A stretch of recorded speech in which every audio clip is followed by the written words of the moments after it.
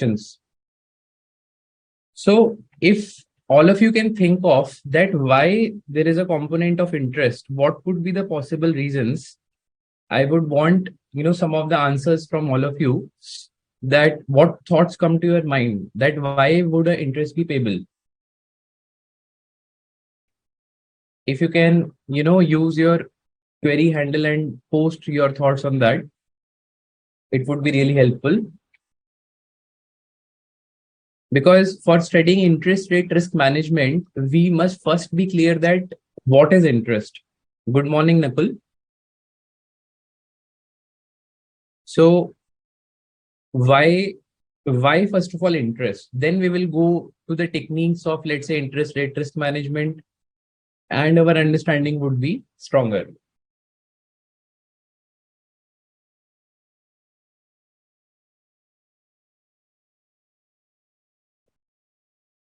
If all of you can participate, it would be really good.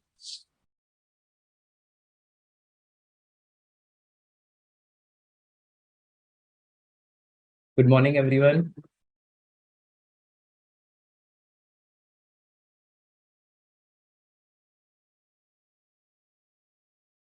Okay, meanwhile, I think the responses would come. Let me put, there are broadly, two categories in which interest is paid. Okay, we have an answer from Mansha, which is time value of money. Great. So time value of money could be one of the reason. I'm just putting here two reasons, which at least I can think of. First of all, the first reason is risk of non-payment. Whenever someone lends money to another person, so there is a risk that whatever amount has been lent, the principal amount would not come back, or even the interest associated with that also would not come back. So there is a risk. There's a risk element of non-payment. Then second is actually inflation,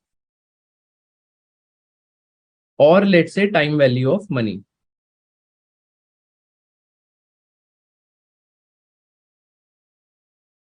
Correct?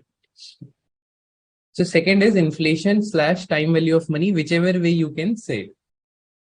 So to understand this, we all know that, let's say today, a common basket of good costs 100 rupees, right? This is 0 year. After 1 year, the same basket of goods would cost us, let's say, 120. So there is a 20% inflation here. 100 has gone up to 120. That means the currency, or let's say the currency has depreciated vis-a-vis the commodities. Correct? So there is a 20% depreciation, which is nothing but inflation, we can say. Depreciation in the currency, I'm saying.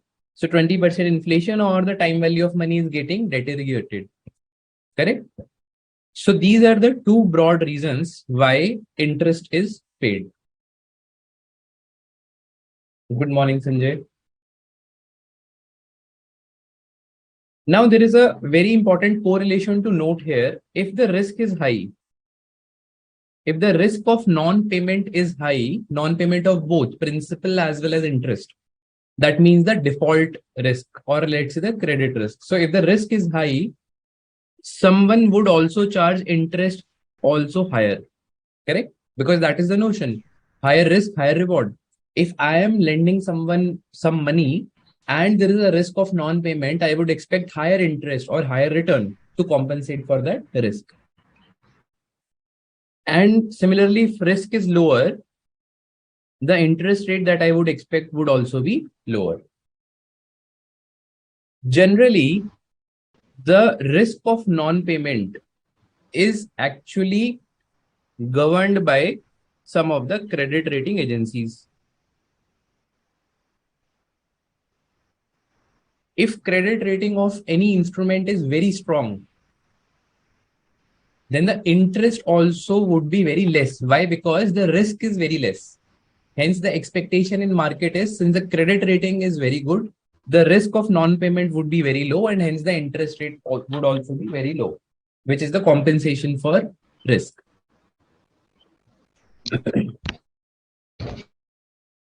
So what we can understand from here is that interest is basically paid on account of two factors, or it's a composite for two elements. One is risk of non-payment, and second one is the inflation or time value of money.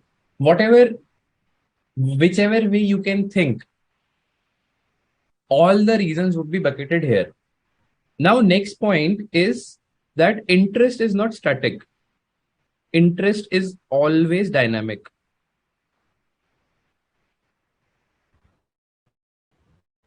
Good morning, Kaushiki.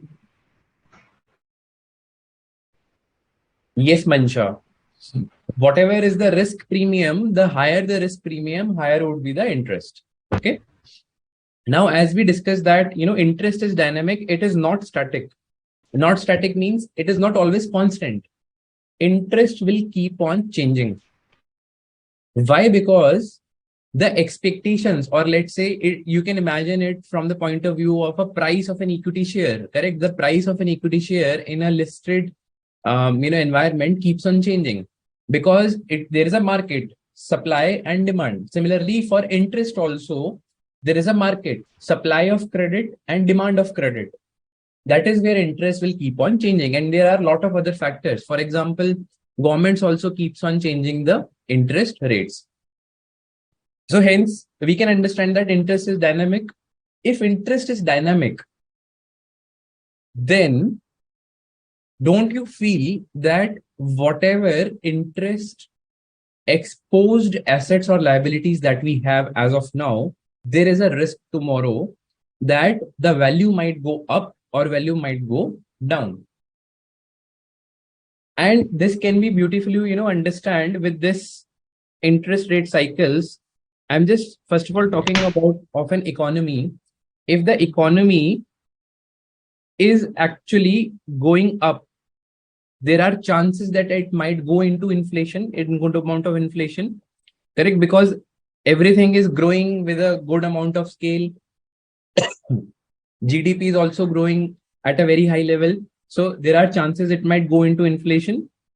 Once it goes into inflation, the interest rates would also be hiked by the government. Why? Because they want to control the liquidity in market, the credit in market.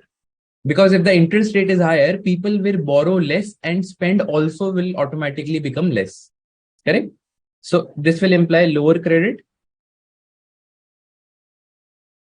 and hence lower demand in market.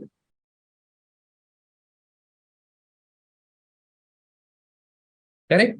And it will help again in controlling the inflation. That is what the first interest rate cycle we can understand. So again, what is the key takeaway from this is that interest is again dynamic. That is what I'm trying to explain. Interest is dynamic. It is dependent on the market forces. It is also dependent on the government intervention to help the interest rate cycles. Now, on the contrary, if you see, if the economy is going down, there is a degrowth in economy, there is a chance that it might go into the falling inflation, we can say. Correct? Inflation would go down. Now, if the inflation would go down, government, what it will do? It will reduce the interest rates to make sure that there is enough supply of credit in the market. Correct? And people will use lower interest borrowings to spend more, and hence the economy growth will come back on track. Okay, students? Now here supply of credit, it will increase, and it is just to stimulate the market basically.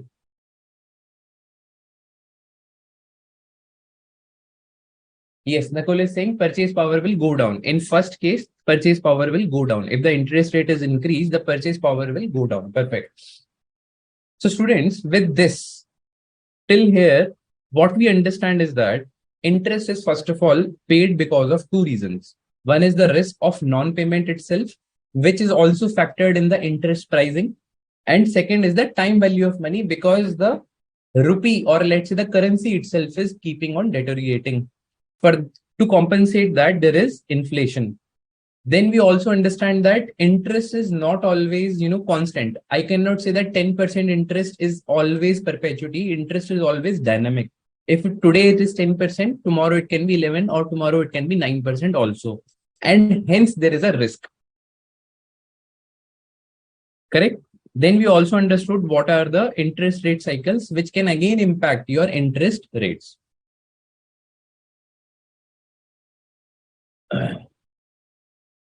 Now let's come to, so we have till now discussed all things about interest rate here. Correct. Now let's come to this term called risk. And then we will go to management, how to manage that risk. So first of all, let us try to understand that what is the risk in interest rate risk management. Okay.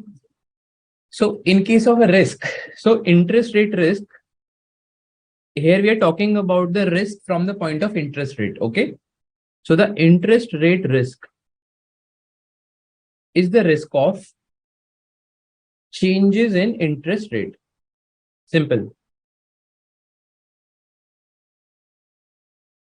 If the interest rates are going to change, and this we already know because of two reasons, right? One is because of inflation, and second is because of the risk within that security, correct? So because of any reason, let's say the interest rate changes, it will constitute interest rate risk. And let us demonstrate how. Because if we know that, let's say this is a balance sheet. I'm just using the old format of balance sheet and P&L. Okay. So in case of balance sheet, you will have assets and liabilities, right? Let's say here are assets, here are liabilities and equities, and you have expenses here and you have income here. Okay. Now, some of these assets and some of these liabilities, in case the interest goes up or down, the value will change. Okay. Because let's say, imagine some kind of investments in the balance sheet of a company. And those investments, once let's say those investments are in bonds. Once interest rate goes up, the bonds value will come down, correct? Because the bonds would be seen as, I mean, that all of you would have studied in your previous sessions, that interest is inversely proportional to the bond prices. So it will have an impact on the valuation of assets and liabilities. Similarly, if you have some finance cost and finance income here, finance cost / income, it will impact your P&L also. Correct? Because imagine that you have a floating rate loan on which you are earning income. In that case, the income would go up or down basis the changes in the interest rate. I hope the impact, all of you are able to see the impact, correct? So what I am telling here is, in case of changes in interest rates, liabilities and assets value will also change, and some of your expenses and income will also change, which is related to that interest. Okay. So this is the risk that we are talking about. So Mansha is asking what to do in hyperinflation economy, increase rates. Yes, Mansha, that is what we are seeing. For example, in Argentina, Argentina is a hyperinflation economy. So the government there actually tries to increase the interest rates in line with whatever is the inflation. Generally, inflation in those economies is almost 100%. Okay. So they will also keep on increasing the interest rates there. So that your investments will also earn interest rate of almost 100% per annum, because the inflation is also 100% per annum. So what I'm trying to say is that the interest rate risk is basically the changes in interest rate, and it will impact both your balance sheet and P&L in some form or the other. Whether you are a banking corporation or whether you are not a non-banking corporation, everywhere it has an impact.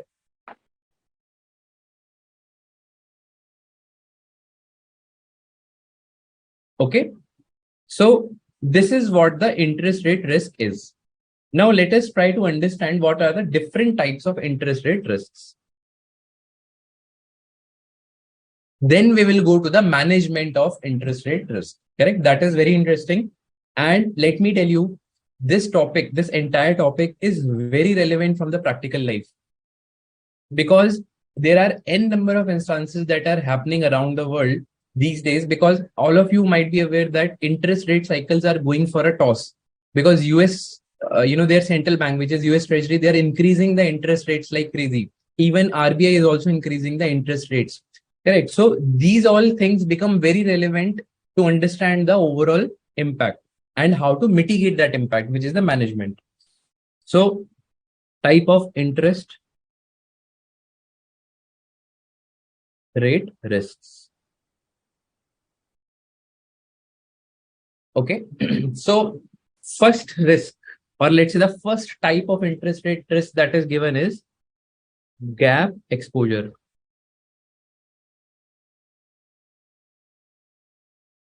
Okay. Now let's take a bank's balance sheet. This is a balance sheet of bank. Because to understand gap exposure, let us step one step back, and let us try to see. These are assets. Again, these are equities and liabilities. Pardon me because I am still using T form. Okay. Just to make it clear. So whatever you can see in your bank's assets, students, please post in your query handle. Meanwhile, I am also writing whatever I know. Then we will also put whatever thoughts comes from all of you. So typically in a bank's balance sheet, under the asset side, you can see mortgage loans. Mortgage loans means typically housing loans, or let's say any other loan under which mortgage is given to the bank. That means secured loans, because these are the loans that banks have given. These are generally of 15 to 25 years. These are long term, right? Housing loans are generally like that. Then it might also have some sort of investments. Then it might also have some sort of physical assets. Let's say the land, building, right? Furniture, fixtures, all those things. Then because there is a strict statutory requirement, it would have some cash with RBI also, Reserve Bank of India. It will also have some, credit card receivables. Whatever credit card this bank has issued, it has some receivable from the people who have used those credit cards. It will also have, let's say, a car loan. This is generally shorter in period, 2 to 5 years. Correct? Car loan is shorter in period. Then again, some statutory, let me see.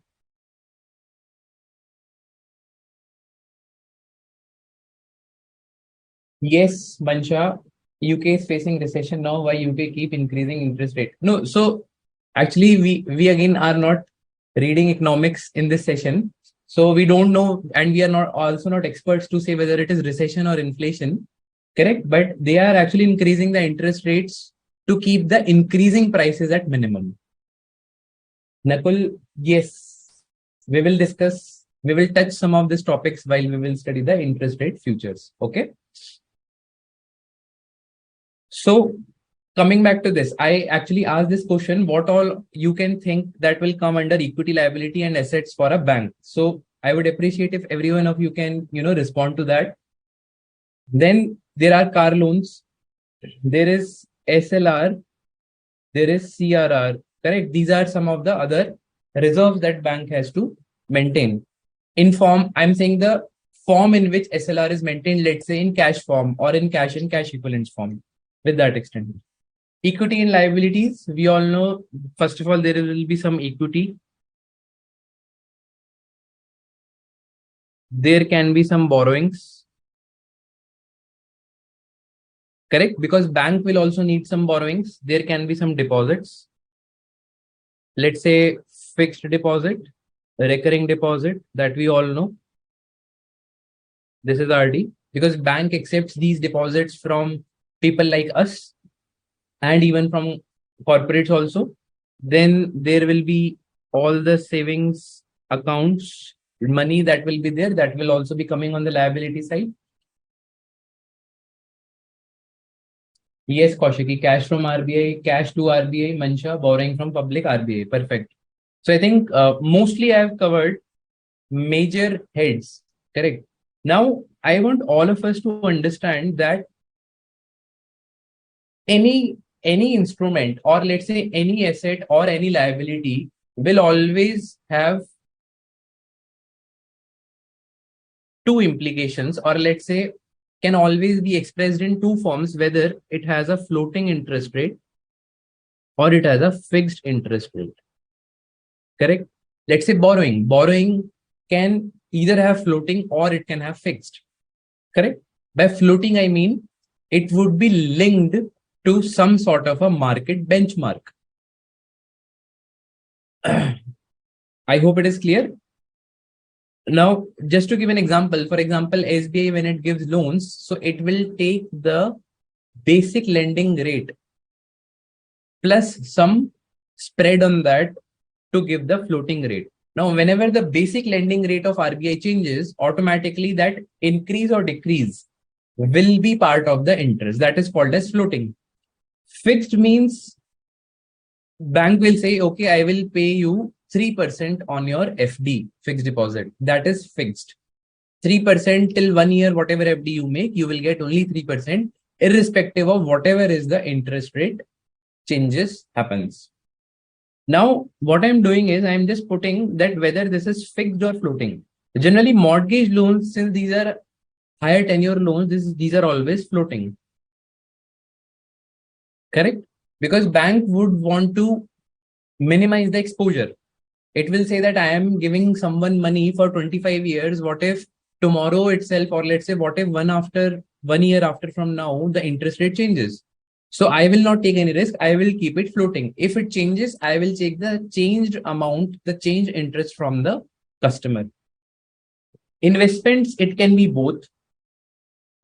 Some investments can be floating, some investments can be fixed. Physical assets, it has no implication actually. So, but hence I'm saying it is fixed only. Cash with RBI is always fixed because I don't know whether some interest is paid or not, but I don't know that. Even this credit card receivable is also some kind of fixed because they say that if you don't pay by time, you will be levied an interest of 24% per annum, something like that. I'm assuming it is fixed.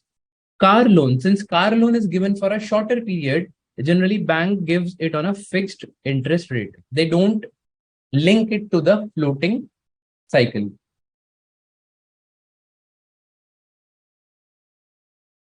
Okay. Then SLR, CRR again, assuming fixed. Equity, there is NA. Borrowings can again be both.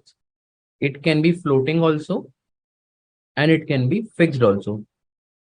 Fixed deposit is always fixed. RD is mostly fixed. Correct. Savings account is also fixed. Sometimes bank will change the savings rate for all the depositors put together, but it is largely fixed.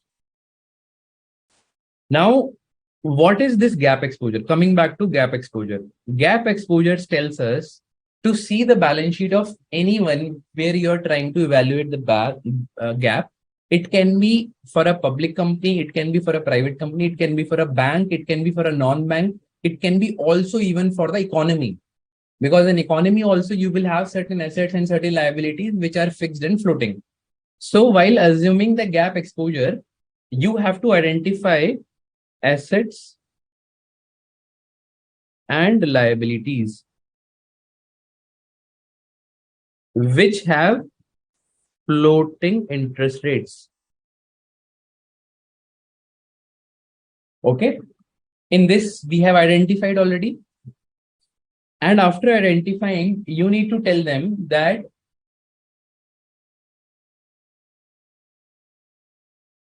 they are giving a terminology to this. This is an interest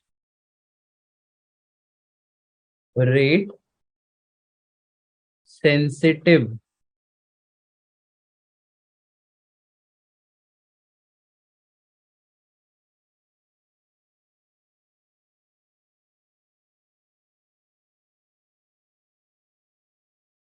asset slash liability. I hope it is clear. Whatever asset and liability is basis the floating rate, you term that as interest rate sensitive asset or liability. You can identify them and actually say that whatever is the changes in interest, that will only impact those assets and liabilities. And hence that is called as gap exposure. Now there are 3 steps that they say. Okay, before that, we also need to know that in case of liabilities and in case of assets, in case of liabilities, we pay interest. In case of assets, we actually earn interest, correct? We earn interest, and in case of liabilities, we pay interest. Now, if you see what is the net interest income, net interest income will be your interest income on assets minus interest expense. I hope most of you know this. So net interest income is netting off your interest expense from your interest income.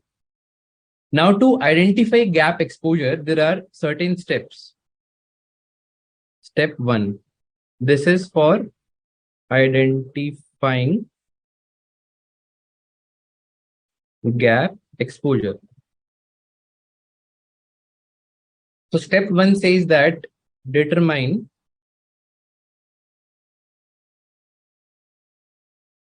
interest rate sensitive assets slash liabilities. Okay. Yes, Nakul, I am covering that. Now I'm coming and relating everything to the meaning of gap exposure. Okay. You will understand in just next 2 minutes. So first of all, they say that determine interest rate sensitive assets or liabilities from the balance sheet of a company. Now let's say I have already identified this is IRS A, IRS L. It is, let's say, 6 crore and it is only, let's say, 3 crore. The liabilities are lesser and the assets are higher. Then step 2, it asks us to calculate gap.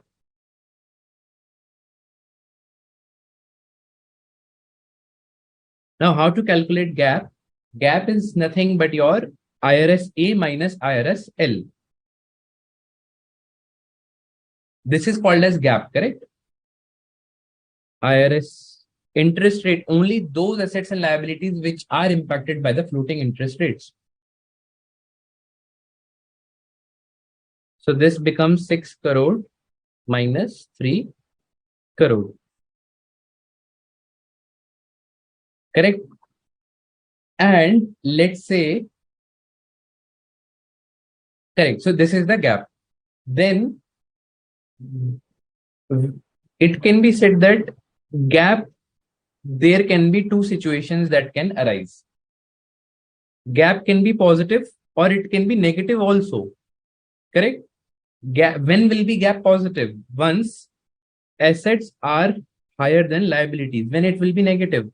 Liabilities are higher than assets. Correct?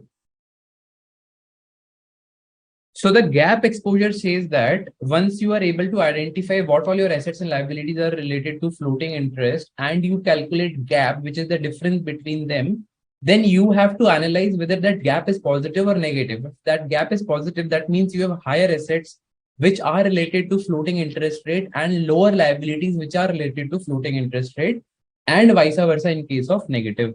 So it concludes the last point. It says that if in this case the interest increases, then net interest income that we just now saw above will also increase, because the higher interest will help you earn higher income of interest on the assets. Correct? And this is actually net interest income. Correct? Net interest income is the interest income minus interest expense that we have studied above. In this case, if interest goes down, NII will also go down.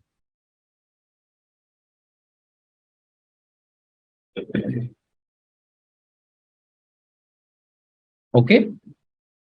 Then I think now all of you can understand if interest goes up here, so my liability base is higher than the asset base, which are related to the floating interest rate. So don't you think NII, which is the net interest income, will go down because I will have to pay more. If the interest rate goes up, I will have to pay more on my liabilities, which are higher, and I will earn less on my assets, which are lower. Similarly, if interest goes down here, NII will increase. I hope you can see the impact now. So this is what gap exposure, or let's say the gap analysis is. It tells you how to analyze the impact of floating interest rate changes on the related assets and liabilities, and hence what is the impact on net interest income. Okay, students, this is given in the in the study material. You can now relate the entire part through this discussion. Now let's come to another types of risk. The second risk is basis risk. First we have studied, so just to connect it back, we were actually studying types of interest rate risks. First one we studied gap exposure, second one we are studying basis risk. Now this basis risk, first of all, I think all of you would know what is basis. Basis points, we always keep on saying 100 basis points is equal to 1%. 10 basis points is equal to 0.10%. Correct? So now you can, understand with, if you go through any of the reports where basis points is mentioned, you can easily convert into percentage. I hope most of you would already know it. So this basis terminology is actually has something to do with this only. So it says that in gap exposure, or let's say in any analysis, we safely assume that if interest rate is going up by 10%, correct, then all your IRS A and IRS L would also go up by 10%. The interest related adjustments in those both assets and liabilities would also happen at the same magnitude. But in reality, that is not the case, because in reality, there is different magnitude of changes vis-a-vis whatever the interest rate has changed. For example, some of the assets might not see a 10% increase. Some of them might see a 9% or even 11% increase. Some of the liabilities might also not see a 10% increase because of this 10% change. It might be 9% or 11% because there are a lot of other market factors as well. Okay. So just to cut long story short here, so I'm just putting a very layman language. So interest rate of different items, which is I am saying assets and liabilities here, will change in different magnitude. Correct? The magnitude or the impact of change would be different. It won't be same across. In a response to changes in interest rates.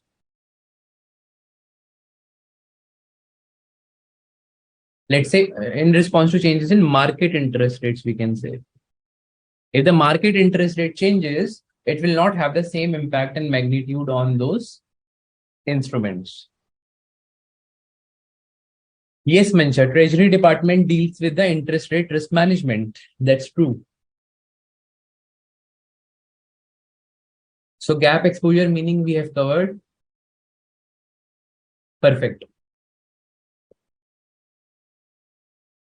Now let's go to the third type of risk, which is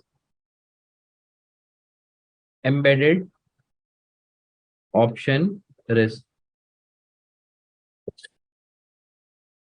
So please students understand that whatever topics we are covering, everything is linked. And everything is not only linked to the topic that we are studying, but even linked to the previous topics that you have studied and some of the future topics that you are going to study, even in interest rate risk management and beyond. So pay your 100% attention. So in embedded option risks, what does this concept says is, let us try to understand with a instrument called callable bonds. Okay. Callable bonds are those where the issuer have a right to call back those bonds at any point of time before maturity and pay the amount to the holder. Let's say the tenure is 5 years for bond. The issuer will say that I have a right to call upon all the bonds from you, and let's say in 2 years, 3 years, whenever I want, and I will pay you off the money, whatever is the money till that time, and then we will cancel the bonds. So I'm just writing here bonds which comes with a condition that it would be purchased back by the issuer before maturity. Because definitely on maturity, though, it will have to happen. But before maturity, if there is a right with the issuer, that is called as callable bond, because it can be called at any point of time. Now, essentially, from your derivative, or let's say from your earlier knowledge, we can say that callable bonds have two features. One is it is a straight bond. Assume that there is a straight bond of 5 years, which would be paid on maturity, and there is a call option on that bond. Call option is with whom? Call option is with the issuer, because there is a right with issuer to call the bond before maturity, correct? Hence, there is a call option with bond. Who is the call option holder here? Call option holder is the issuer of that bond. Now, in this case, why I have used this callable bond to explain the embedded option risk is, this call option is embedded into the straight bond, correct? That is why it is called as callable bond. Now here is a risk. Now let us relate to the risk. Why there is a risk? Because let's say I am holding a callable bond. And that callable bond to me is issued by A Limited. Okay. Now A Limited will ask me at any point of time before maturity to surrender that bond to A Limited, and A Limited will pay me the money up to that date. Now, if that is the case, then there is a risk.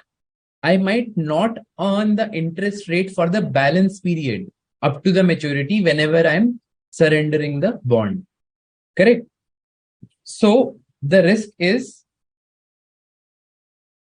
that if this call option is exercised before the maturity by the issuer, then it would lead to changes in the interest rate amounts, or let's say the changes in the interest rate percentages. Correct? So if call option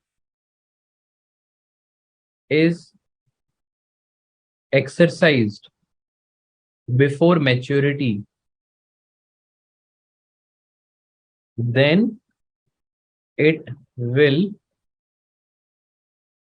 impact interest payments. Correct? Definitely it will impact interest payments, and from both issuer and from the holder's standpoint. So Mansha, we will come to that. How can futures and options can be treated as a hedge for interest rate risk management? That we will cover in the next, you can say next part of the session itself. Okay. So I think this is clear. So embedded option risk, we can understand it from this, and then you can, again relate to the discussion that is given under the study material. Then comes yield curve risk. Very, very, very important in practical life.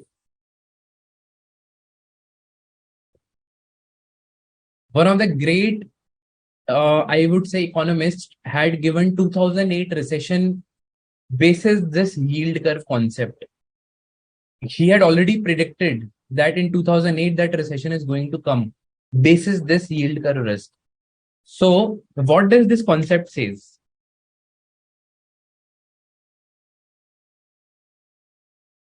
There is this called interest rate, right?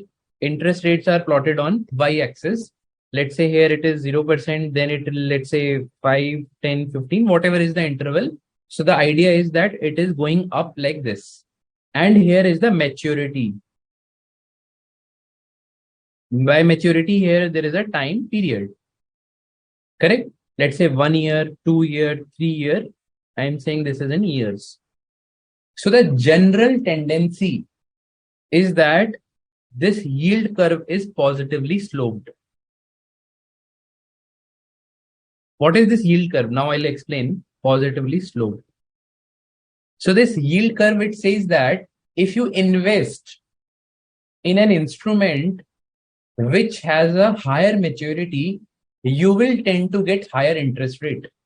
Now imagine, let's say there is an instrument which has a 10 years of maturity, which is, let's say here, you will earn interest rate, let's say of 20%. But if you are only investing in a 3 years maturity, you will earn lesser. Let's say you are earning here 13%. This is a general tendency, and this is the general market also.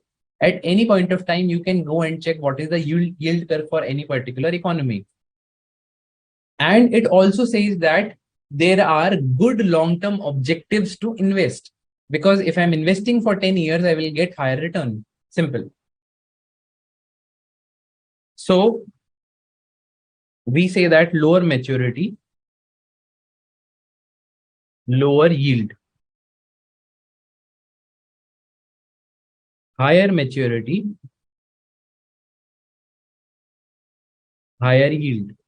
Correct. And this you would have seen, let's say if you see a bond of 3 days and a bond of 3 or let's say 30 years, definitely this bond will have higher interest and this bond will have lower interest.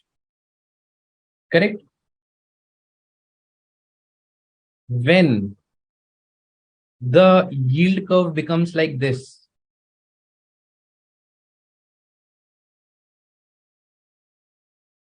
this is actually alarming for a particular economy. It should not be negative, because now here, if you see what is the expectation or what is the outlook in market, market is saying if you invest in 10 years bond, you will get only 5%, but you invest now for 1 year bond, you will get, let's say 20%, which is wrong. Why? Because then investor don't have a long-term objective of investment in that particular economy, and hence the economy is going to go down because investor is expecting that in future the return are going to be less. Okay. So this is again a type of risk. This is called as yield curve risk.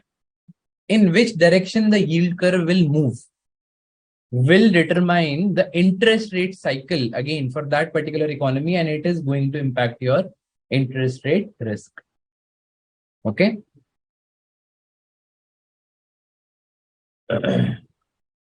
Now next one is actually price risk. Okay, there is one more thing that I wanted to cover in this, with which there is a question also.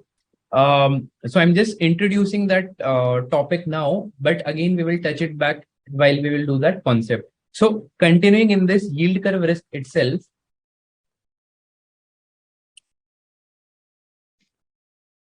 okay, so there are two terms we need to understand. One is the overnight return, or let's say overnight yield, I can say.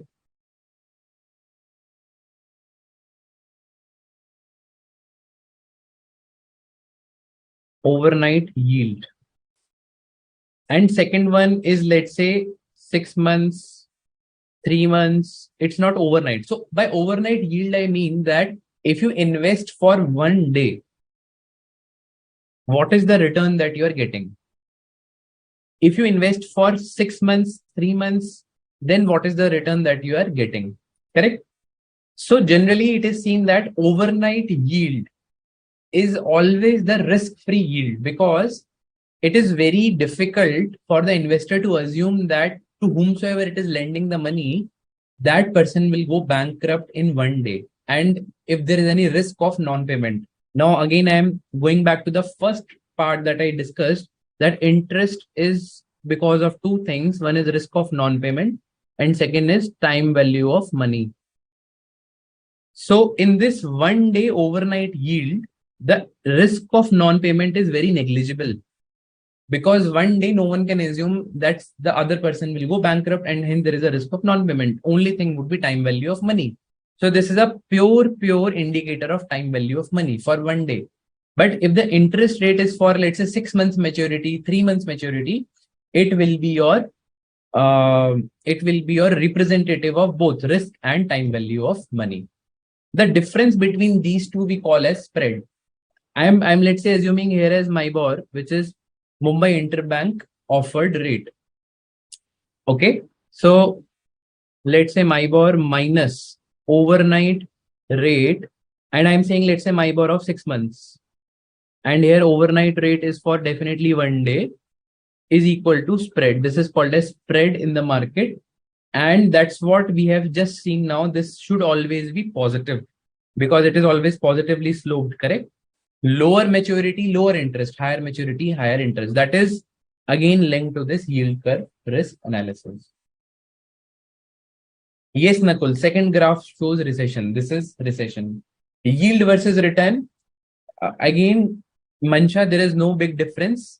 Yield is generally accounting for a lot of factors. Return is a layman thing that we say. Okay. But practically there is no differences between both of them. Now let's come to the next one, price risk. This is fifth one, I think. Price risk.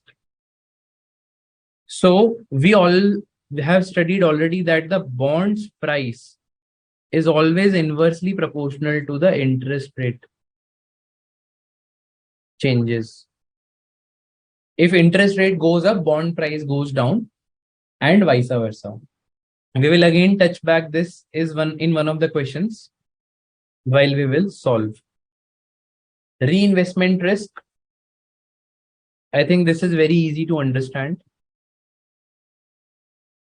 Reinvestment risk is, let's say I am standing on zero and I have invested for any security which is going to give me return after 1 year at the rate of 10%. I invest 100 rupees, I will get 110. Now, standing here, I would again invest it for another 1 year, which will make a horizon of 2 years.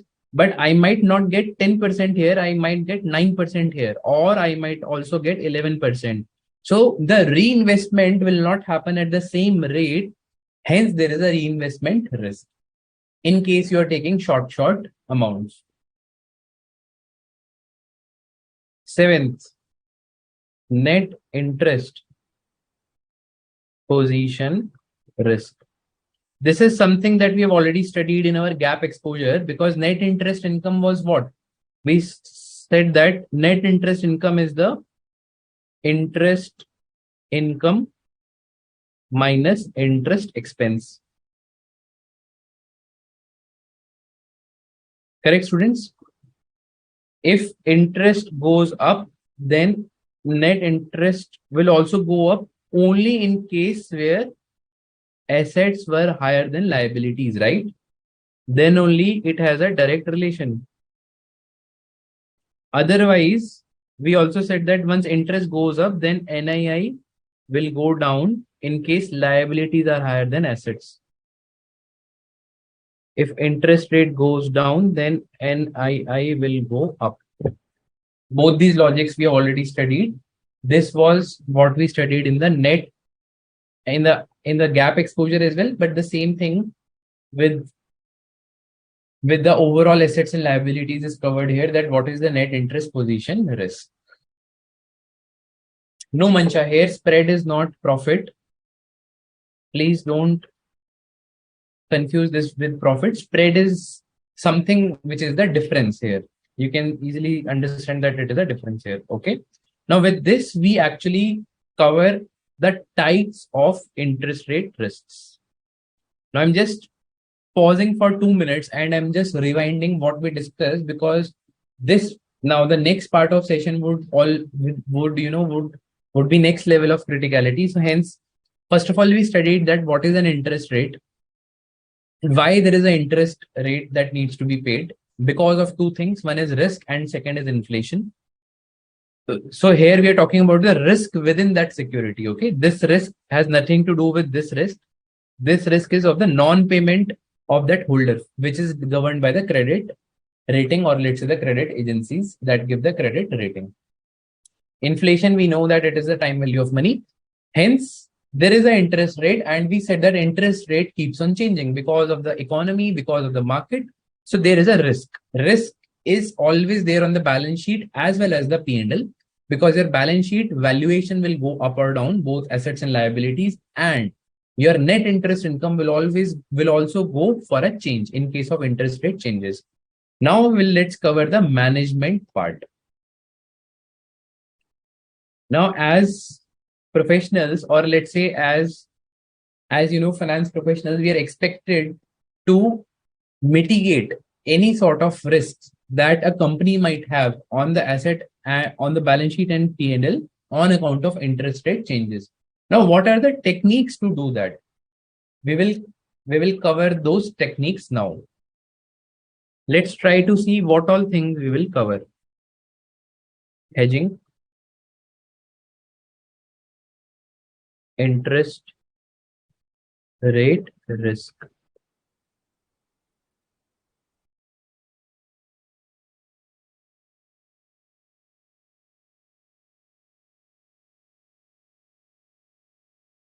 So all the techniques we can actually bucket under two things, under let's say two categorization. One is traditional method and second one is modern method. This is just a classification to say that some things we are following for long and some things we have started recently, or let's say after the traditional methods. Traditional methods, we have two things to study. One is the assets and liability method.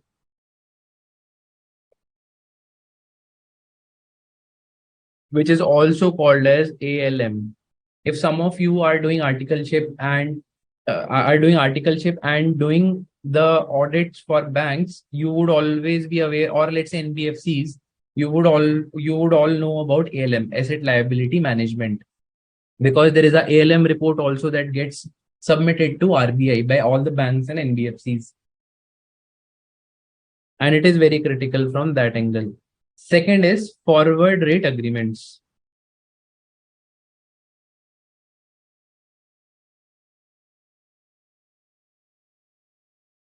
These are called as FRAs. Very, very important and very practical topic. So we will cover what is the meaning of FRAs, forward rate agreements. Coming to modern methods, I am actually writing here because there are three of them. First is interest rate futures. We call them as IRF. Second is interest rate guarantee or option. Interest rate option or interest rate guarantee, whichever name you want to call. Last one is swaps.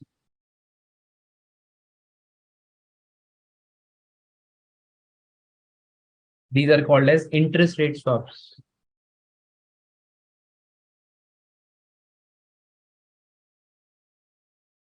Let me tell you, all these things are used practically by all the organizations. Very, very relevant topic.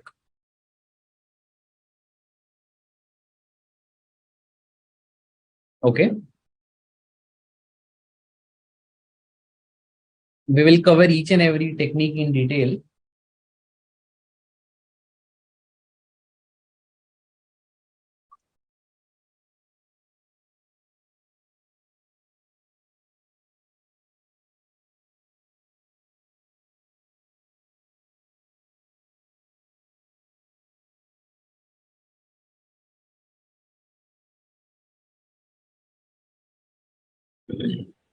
So first, let's start with the easiest one.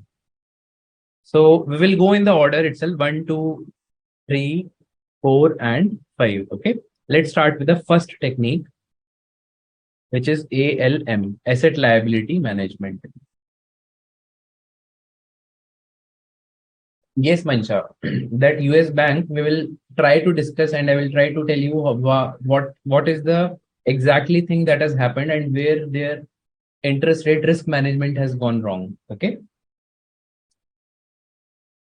Yes. So let's come back. We said that what is ALM? ALM is the asset liability management. So the principle is very simple. If you understand that for any business, whether it is bank or non-bank, cash flows are really important, and timing of those cash flows are equally important. Because if you understand that today if the money is needed for some expansion or some sourcing, but if the money is not being available, or let's say the funds are not available, then there will be an impact. Because what will bank do, or let's say what will that organization do? Organization would go outside, borrow funds, pay interest cost, and then fulfill the needs. However, 2 months from now, the funds were automatically getting coming because of the assets that we are going to realize. So there is a mismatch, correct? Because today I need funds, but I have maturity of some assets 2 months from now, 6 months from now, or whatever it is. So the timing of cash flows is very important. What if I could have managed the liability maturity with the asset maturity, the timing I could have managed, then there is no need to go outside and have higher cost of debt, borrow something, and then fulfill my objectives. That is one way of management only, right? So this is very simple. It is just to match the timing of cash inflows and cash outflows.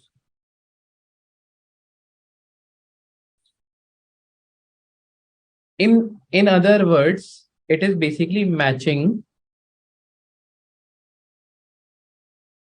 the assets maturity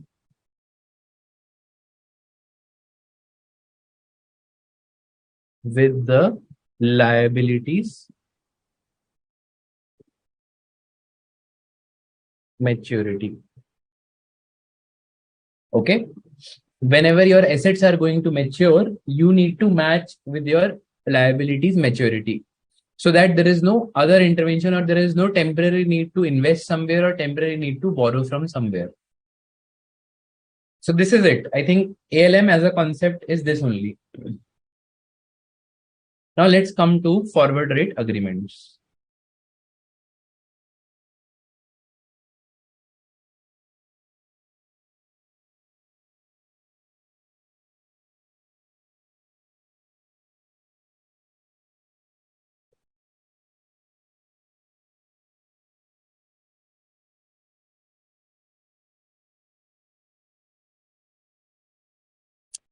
So first, like we borrow from bank, similarly, if bank and that other, so that bank will go to some market in which the other banks can also participate for lending and borrowing, that is called as interbank market. For example, MIBOR. Mibor, correct, which we already discussed. This is called as Mumbai Interbank Offered Rate. Some of you might have heard of Libor also, right? Libor, we say that. This is actually London Interbank Offered Rate. But this has been, stopped recently. And the reason is because there were some issues with the way this is getting calculated. Now, instead of this, everyone is using SOFR. So this is called as secured overnight financing rate. Now, I mean, the relevant point here is not to understand these terminologies, but to understand that how the market works. So what is, let's say, MIBOR or the earlier LIBOR or the current SOFR is that these are the average rates of all the transactions happening in that interbank market. Now, for example, in Mumbai, whatever borrowings and lending is happening in a particular day for, let's say, 6 months, 3 months, 1 month maturity, 1 year maturity. So these are different maturities, right? And hence these are different products also. So 6 month maturity is one product, 3 months maturity is one product. So whatever lending and borrowing is happening for these different products at whichever rates. So let's say some deals are happening at 10% for the 6 months maturity. Some deals are happening at 12%. Some deals are happening at 8%. So what is the average of that? That average of that is actually published under MIBOR, which is Mumbai Interbank Offered Rate. And that is used as a benchmark rate in many of the other deals that happens in the outside world of interbank market. Okay. Similarly, SOFR also secured overnight financing rate. In this case also, and this is a US rate. So whatever is that the US banks are dealing within them, so this will be published here. Okay. Now let us understand. So this is the above topic that we discussed is just to understand that how the market works. Bank A, Bank B, there are, let's say, two banks. Bank A is in need of borrowing the funds, but not now. It needs to borrow the funds after 1 month from now. Okay. It has actually estimated its cash flows timing, and it came to know that bank needs to borrow after 1 month for 3 months, rupees 1 lakh rupees. Okay.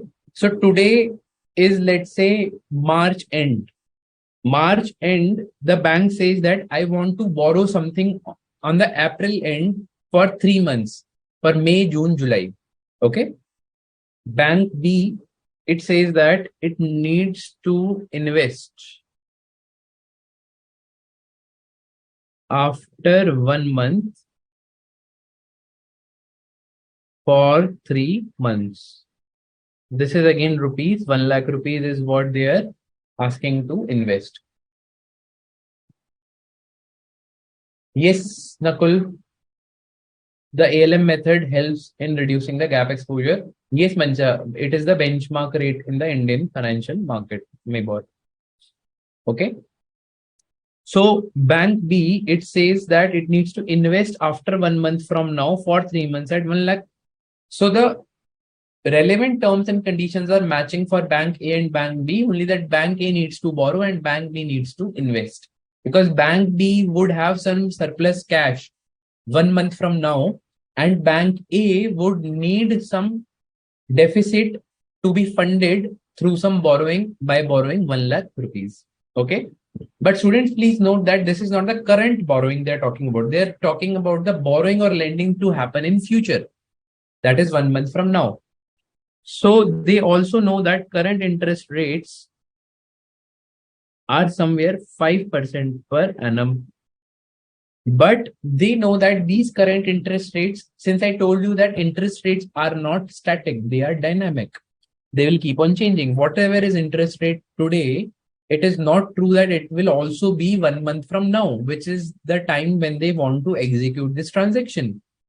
So they say that, okay, let's come to a term called forward rate percentage. And this is 1 month from now. So they say that whatever is going to be the rate in let's say 1 month, we will simply ignore that and let's agree today only that what is the rate at which we are going to borrow and lend to each other. They agree, let's say 6% per annum. So through this chart, we can understand this is the zero where deal is entered. This is 1 month where deal will be executed. Okay. At the rate of 6% per annum. And it will continue for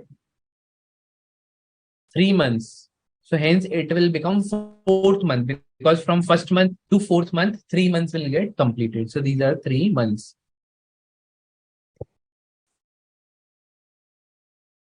Okay.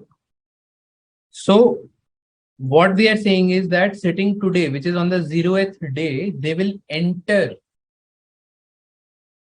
the deal today at 6% per annum and execute that after 1 month. Whatever is the interest rate going to be at that point of time, irrespective of that. This arrangement is called as FRA. This is called as forward rate agreement, because you are entering and you are fixing the percentage today itself. Correct? Why? Because you want to avoid any kind of interest rate risk. Because you are clear today that whatever you want to borrow or invest, when you want to borrow and invest, so the interest rate should also be known to you at this point of time, which is why you enter into an FRA. This FRA is termed as 1/4. This is the terminology how we say that. Why 1? Because the execution will happen after 1st month. And 4 means 4 minus 1 is equal to 3 months maturity. Okay, this is the standard terminology how FRA is quoted. So please remember, 1 will mean that when it will start, and 4 it will mean that by when it will end. And difference of them will give us the tenure, or let's say the time gap for which the FRA would be effective. Now similarly, FRA 3/6, it will mean what? It will start after 3rd month, correct? And tenure will be 3 months, which is 6 minus 3. Similarly, FRA 3/9. So 3rd month it will start, or let's say the execution will happen on 3rd month with a tenure of 6 months, which is 9 minus 3.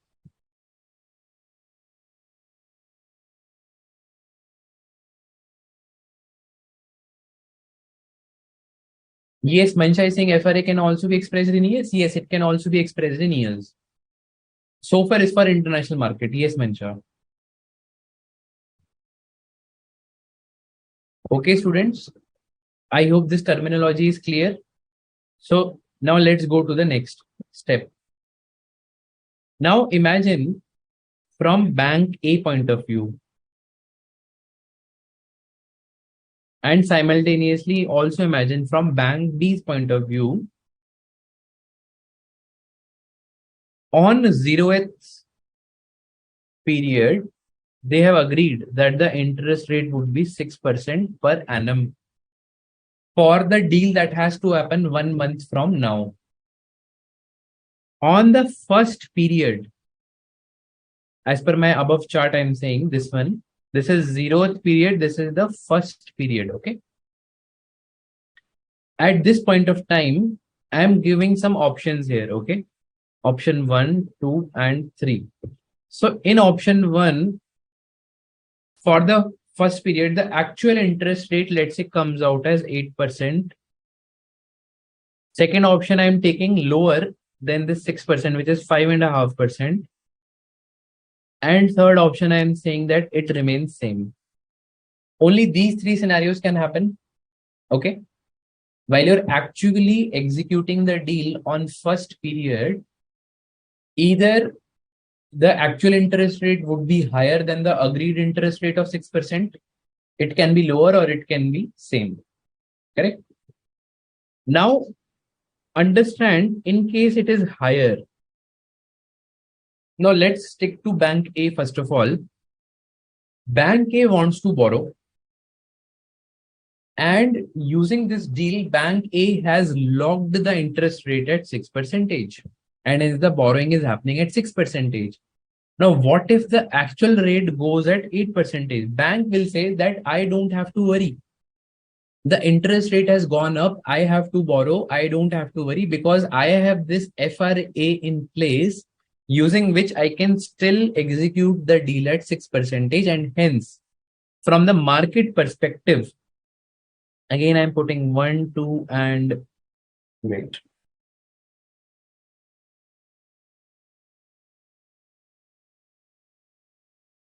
1, 2, and 3. Correct. So for Bank A in option 1, there will be a 2% gain. The bank will get benefited because bank is borrowing, correct? And the interest rate has gone up. If the interest rate has gone up, bank will actually go and execute this at 6%. And once it gets executed at 6%, bank will say that, okay, from the market perspective, I have gained 2%. Now let's come to the second option. Second option, we say that, let's say the interest rate at the time of execution has gone down to 5.5. Now understand what bank will say. Bank is saying that the interest rate has gone down. I have to borrow.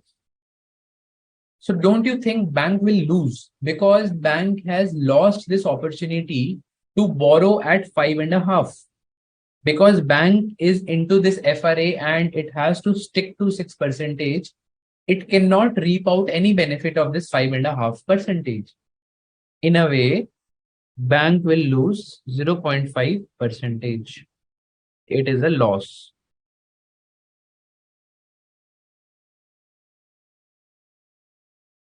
Yes, Nakul, 3/9 exercise after 3 months, third month, and end at 9 months for 6 months. Yes. Yes, very good, Kaushiki. Kaushiki is saying that option 1 is good for bank, case 2 is loss for bank. Yes. Third option, it is neutral. Whatever is going into the market, the same is actually factored in the FRA, 6%, 6%, and nothing will change. Now let's imagine from Bank B's point of view. So here we are trying to see gain slash loss assessment from both the bank's point of view. Okay. So in this particular case, Bank B has a FRA to invest at 6%. Now the story will reverse, okay? Because here bank is having an FRA to invest. What if the market interest rate goes up at 8%? Don't you think Bank B has lost this opportunity to invest at 8% by entering into this FRA and locking the rate at 6%? Yes. So there is a loss of 2%. Correct? In this case, the bank is planning to invest after 1 month at 6%, but after 1 month, the interest rate has gone down by 5.5%. So that is where the FRA benefit will come into play because Bank B will say that I have nothing to do with whatever interest rate comes in the market. I am still able to earn 6%, and hence I am earning 0.5 more than what I could have earned. So there is a gain of 0.5 percentage because of this FRA. Third case, it is neutral. Okay. Now let's say bank A. Let's compute the amount of gain or loss. Okay. Option 1. Or let's say I'm not putting bank A here. I'm just saying that option 1, what is the amount? Because we have already seen that bank A will gain 2% here and bank B will lose 2% here. Correct. So option 1, we can say that bank A would get 2% and bank B would pay 2%. Now, students, please note that using your derivatives earlier knowledge, please understand that all these adjustments will happen in net. This is a forward. It can also happen in gross, but let's see both gross and net. Whenever question asks you that, adjustment is happening in gross, you can assume gross, otherwise assume net, because it is one kind of derivative only. Interest FRA is one kind of derivative, right? Because here the underlying is the interest rate. Correct. So hence I am adjusting for net here. We will just say that bank A would get 2% more. So 1 lakh, 8% minus 6% into 3 months, whole divided by 1 plus, because this is the value that will accrue after 4 months, right? We have FRA 1 by 4. So if we just keep it here, the value will be calculated at this point of time, this one. But we need value always at this point because this is the settlement date. This is referred to as the settlement date, the beginning of FRA. If nothing is mentioned in the question, always assume beginning of FRA as the settlement date. It is this logic is a bit hard to digest because till now all of you would have seen in the regular derivatives the settlement happens at the maturity of that derivative, correct? But in this particular case, because the interest reset date is always specified in the contract as the beginning when the execution happens, hence we have to calculate the present value of this. So this is the present value. So we are doing present value at the actual rate. So this will not happen at 6%. This will always happen at 8%, which is the actual rate, to arrive at the present value. 490.19. Okay, students. So this is the value as on first month. This is what the bank A has to receive from bank B. Case 2, 5.5%. In this case, bank A would lose 0.5%.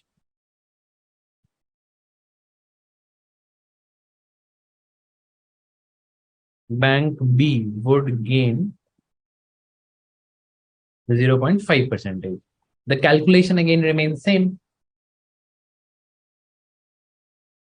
1 lakh into 6% minus 5.5% multiplied by 3 by 12 whole divided by 1 plus 5.5% into 3 by 12. This amount comes as 123.31. So in this case, bank A would pay 123.31 to bank B. Clear? Yes, Kaushiki. Value on the first month, I mean, because this is a FRA of 1 by 4. So what is the value? Because if you only see this numerator, don't go to the denominator. If you only see this numerator, this will throw you the value at the end of fourth month. But we have to take a present value and bring it to the end of first month, which is when the actual deal will execute. Okay.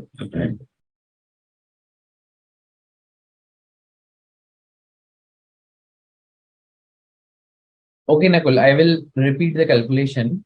And Mancha, I think your doubt will also get solved through this. Okay, everyone please focus here.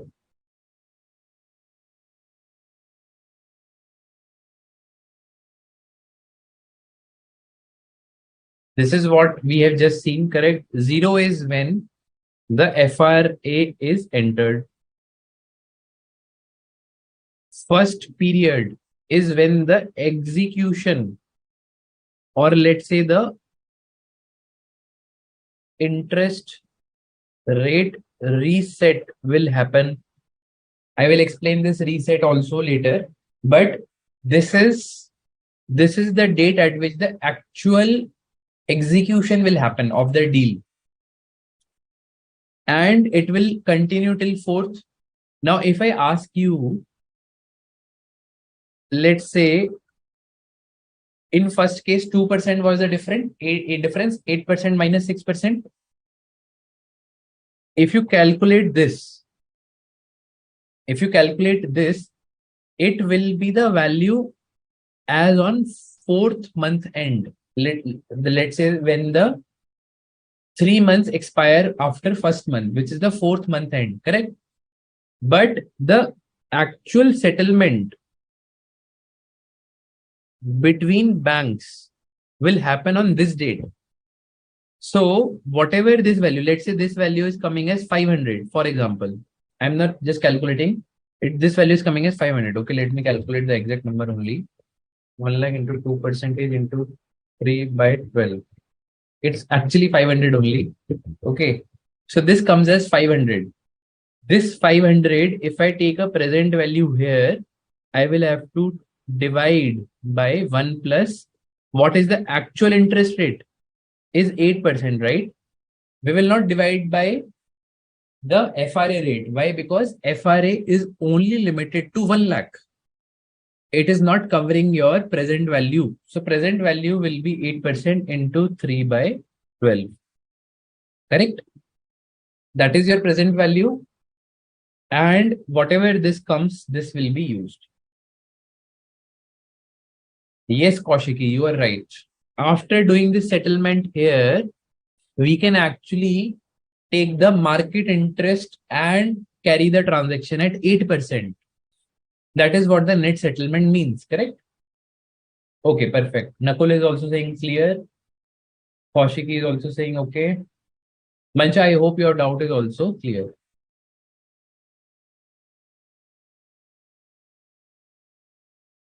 Perfect.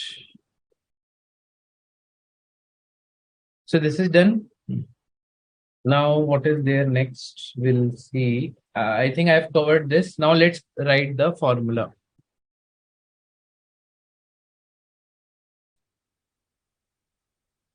Formula to arrive at payoffs is equal to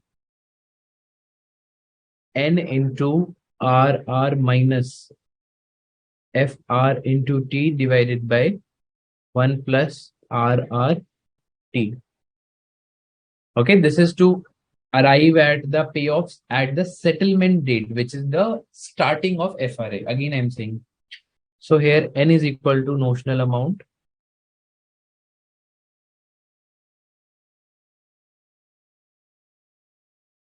RR is equal to actual interest rate. In our previous example, it was 8%, 5.5%, and 6%. 3 cases we took, right?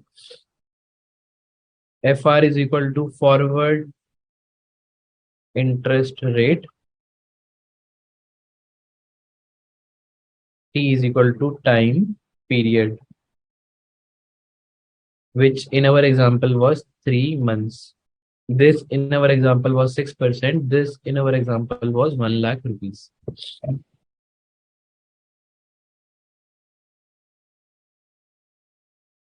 I hope this is clear till now.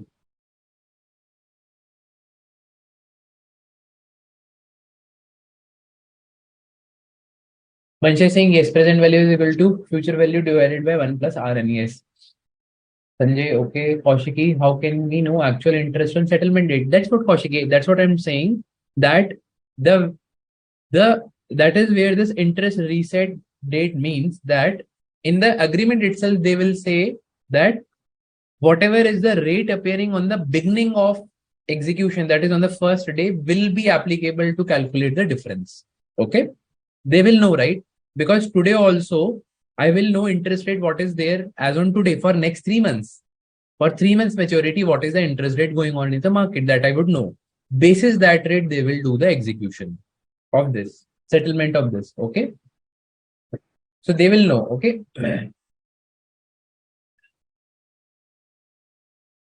No, Paushiki, we are not saying that you need to know that what is the rate appearing on the fourth month. No, we are not saying that. What is the rate appearing as on today for a maturity of 3 months? Basis that the settlement is happened. So this 8%, 5.5% and 6% is the interest rate that is appearing as on first period, as on first month for any borrowing or lending that is to happen for the next 3 months. That we know, right? No. 1 lakh is not included of 500 interest. No, that is not right. 1 lakh is the notional amount that needs to be borrowed or paid. This is the principal. Okay, Kaushiki, perfect.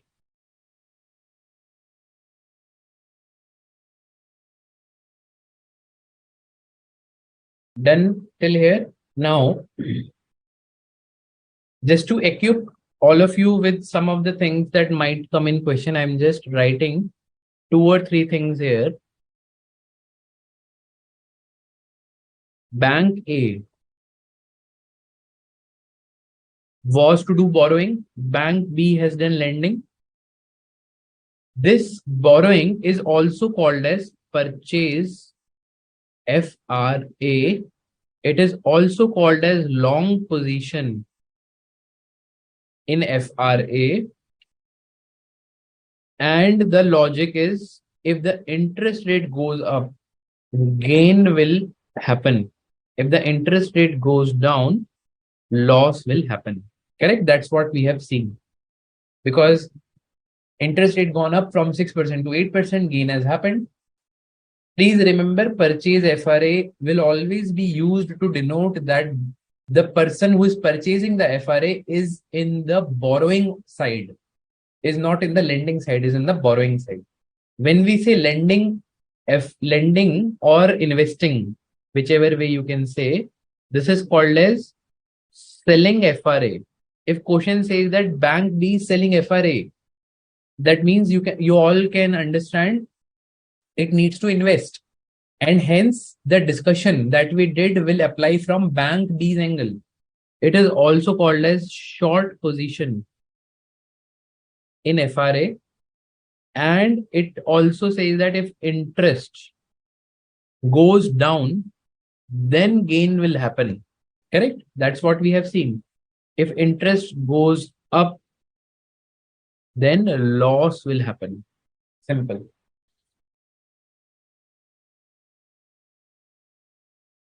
Okay, students. So with this, we complete first part of FRA. Still, there is some other part. So we will cover some of the questions. So let's break for 10 minutes. Now it is 8:30. We will again reconvene at 8:40.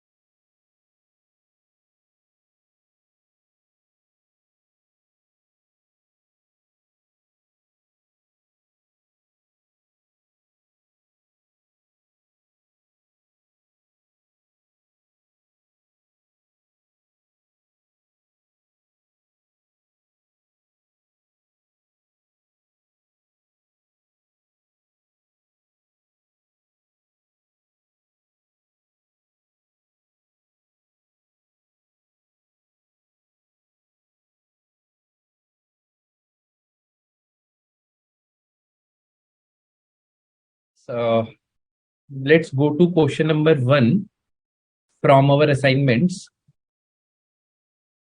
to understand the concepts that we did till now and solve it. So it says that Messrs. Parker and Company is contemplating to borrow an amount of 60 crores for a period of 3 months in the coming 6 months time from now. Can we write it in our FRA language? FRA, the duration is 3 months and it has to borrow after 6 months from now. So this is FRA 6/9. Correct? The current rate of interest is 9% per annum. They are saying that interest rate as of now is 9% per annum, but it may go up. Now you see, students, the question is indicating you that it is covering the risk of interest rate going up. If there is a risk of interest rate going up, we will definitely follow the bank A strategy in our example that we studied, right? Which is the borrowing of FRA.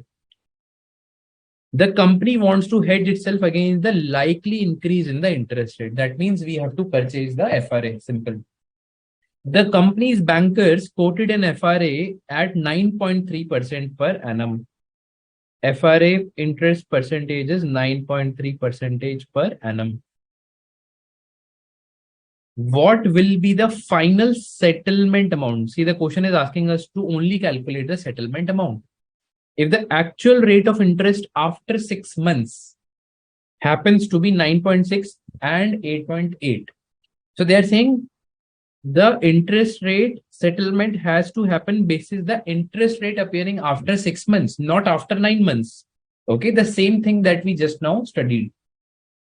So it's always good to have this kind of a chart so that we know that what are the different time periods involved.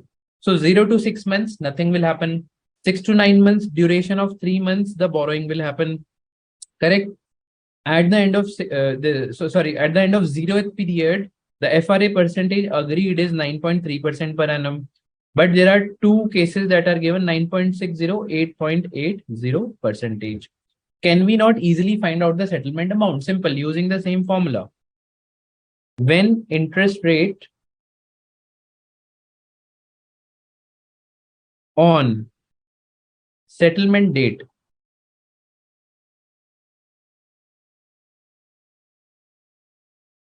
is 9.60%, then settlement amount would be as follows.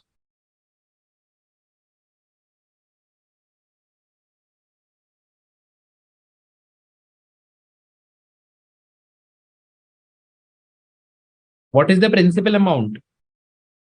Principal amount is 60 crores, right? Or let's say the notional amount. 60 crores multiplied by 9.6% is the FRA, 9.6% is the actual interest rate minus FRA rate is 9.30% for 3 months. And take this as a present value so that it comes for 6 months. Correct? After 6th period. So from this to this, we have to come. So simply we are just taking 1 plus 9.60% into 3/12. Simple. So this will come as, this is a gain, correct? This is a gain. Gain will be rupees 0.0439453 crores, or we can express it in exact rupees also instead of expressing in crores. Second is 8.8%. In this case, there will be a loss. 60 crore multiplied by 8.80% minus 9.30%. for 3 months, whole divided by 1 plus 8.80 percentage into 3 by 12. So in this case, loss will be equal to rupees 7338.55. 7,33,855. Very easy and very simple question. Again, basis the formula that we have discussed, basis the discussion that we have done till now. Okay, students. Let's come to question number 2.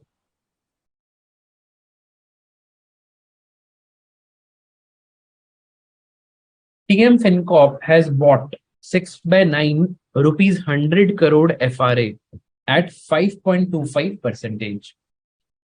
So first of all, students, just try to understand they have bought.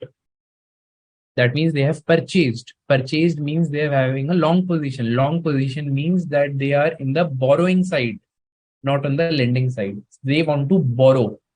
Okay. And the rate locked is 5.25, for which the execution will happen after 6 months and the duration is 3 months. I hope this single line conveys a lot of things that we have to interpret. On fixing date, reference rate, that is MIBOR, turns out to be as follows. On fixing date means the date on which the settlement is going to happen. So if I put here, now this question is coining a different term, 6 months, 9 months. Here duration is 3 months. So this is called as the fixing date, or settlement date, or interest reset date, whichever date you want to call. Okay. So on this date, so see how the question has been drafted. But do you feel that these two data points has something to do with us? No, right? Because only this 3 months will be used. Why? Because we have a duration. We are standing here. We are standing here. And next 3 months, whatever is the period, we have to compare it with the 5.25. So 5.5 is relevant for us. Now, what is the requirement? Requirement is to compute profit and loss to TM FinCorp in terms of basis points. Now, if you see, we have entered into a long position at 5.25. Actual interest rate is higher. That means we have gained. TM FinCorp has gained. So we can say that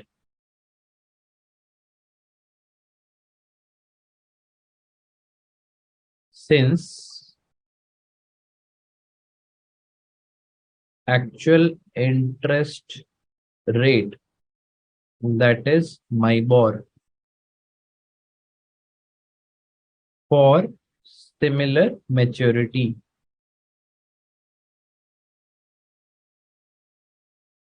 that is 3 months, turns out to be 5.50% as against the FRA percentage of 5.25. Hence, TM FinCorp would gain by 25 basis points. Now, because the question has asked us to report in basis points, hence I am putting 25 basis points or 0.25%.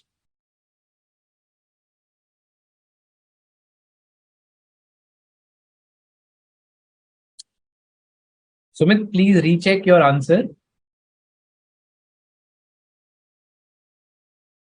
So question number 1, Sumit is saying there is something wrong. I would request everyone else also to please recheck this calculation and let me know if there is some issue. So this is simply one. So the denominator, how it will be solved is 9.60% into 3 by 12. 9.6 into 3 divided by 12. 1 will be added as percentage. So the denominator becomes 1.024. If I put it here, 1.024 is the denominator. Numerator is how much?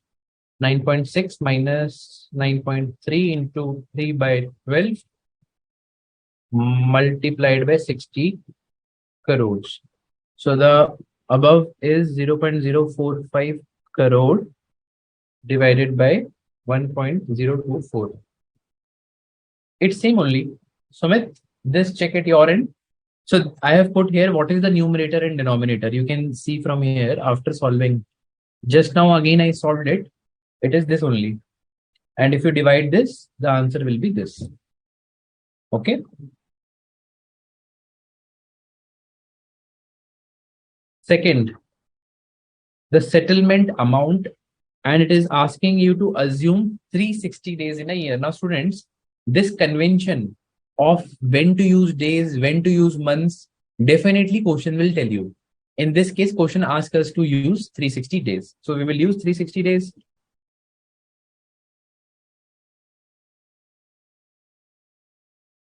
Okay. So second part, settlement amount. The settlement amount will simply be 100 crore is the notional amount, correct? Yes. Multiplied by 5.50 percentage minus 5.25 percentage multiplied by. Now here, students, question is asking us to use days convention. So we will divide by 360 and multiply it by 90 because it is for 3 months. 1 plus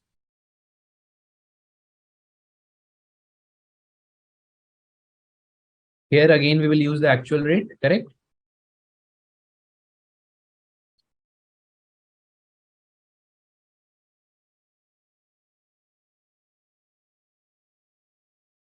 So this comes as rupees 616523. This is the gain amount. So we can say profit slash gain to TM FinCorp is equal to rupees 616,523. Question number second is also done. Okay, students.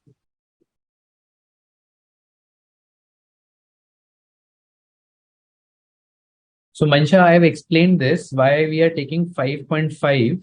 Achha, you are asking here, is it? Because why we are taking 5.5 and ignoring these two is to match the maturity. If you see, our maturity for FRA 6/9, as I told, is 3 months.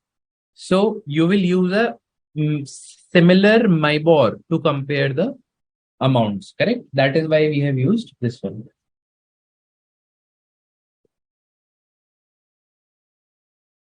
Okay, now let's come to the next part in FRA, which is again very, very important. Valuation of FRA. So till now, students, this FRA always the value was given in question itself. Now in the previous one, it was 5.25 percentage, correct? This FRA value was given, I mean the percentage was given. Now, what is the logic behind this? How will one try to see that this percentage is calculated? So let us assume a FRA of 3/6. I will be taking all of you through this example through which you all will be able to understand. 0, 3, then next actual 6 months where the execution will happen. Okay. So 0 to 3 months, nothing will happen. Then 3 to 6 is where the actual execution or the funds will happen. So as I told you that market have different products. Some products are for 6 months, some products are for 3 months. Likewise, we have all different type of maturity, standard size of maturity in the interbank market. From that,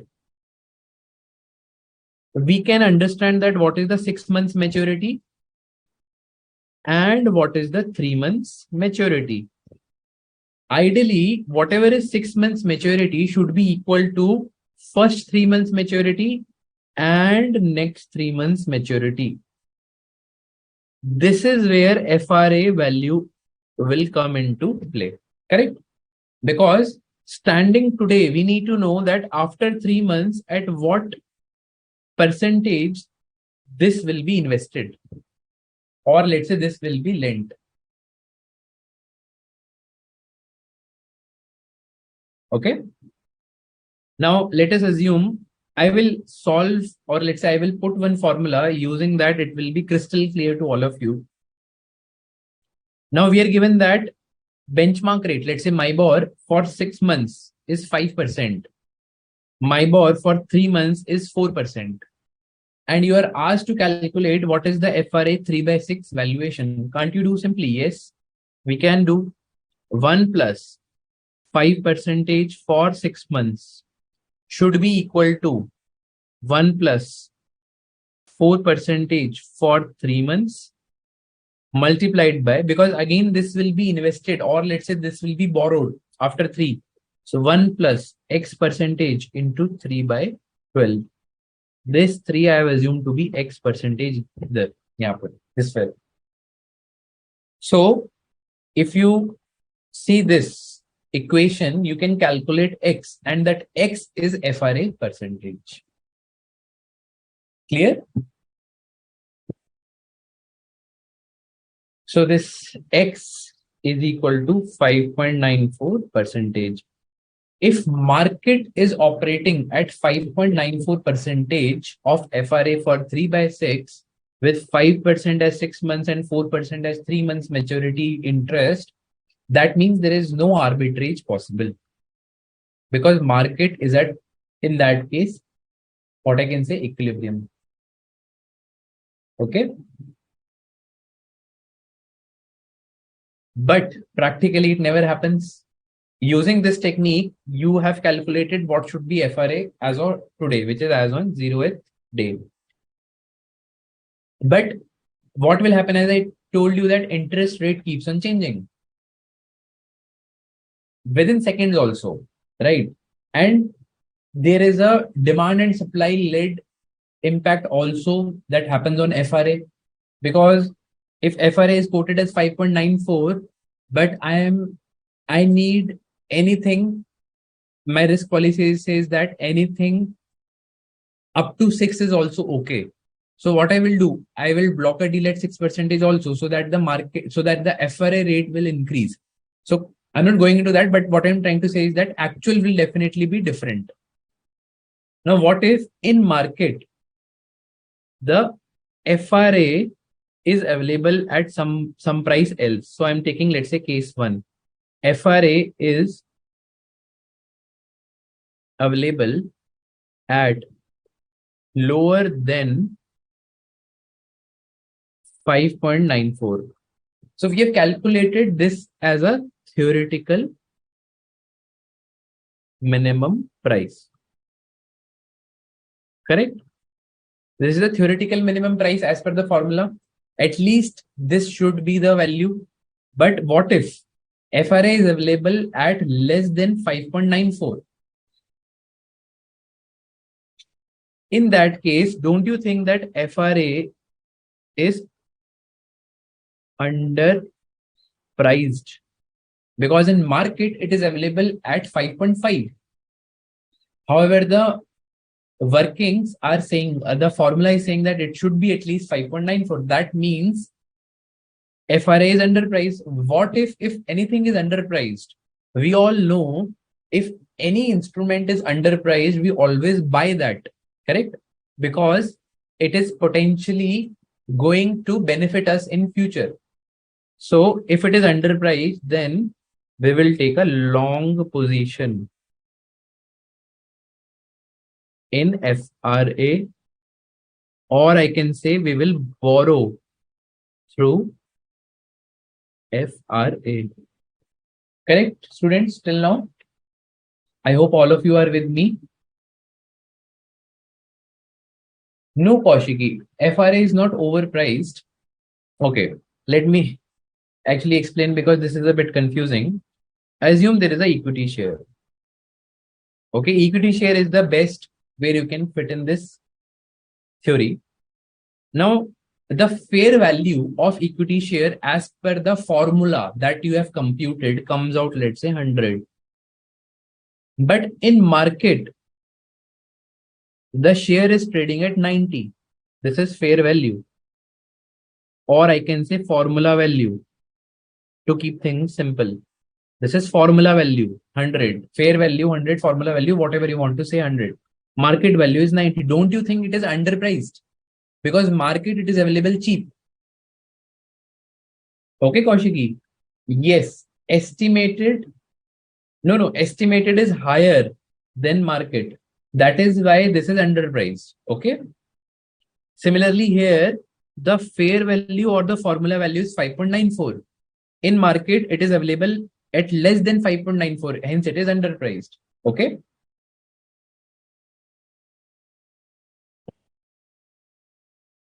You can think this through at your, your own thoughts, but it is underpriced.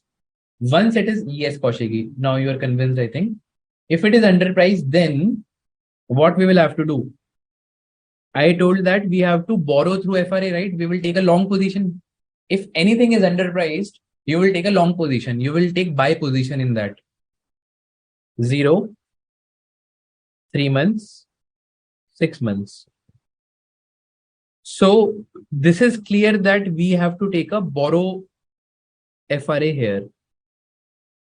If you will borrow FRA, that means you will get funds here.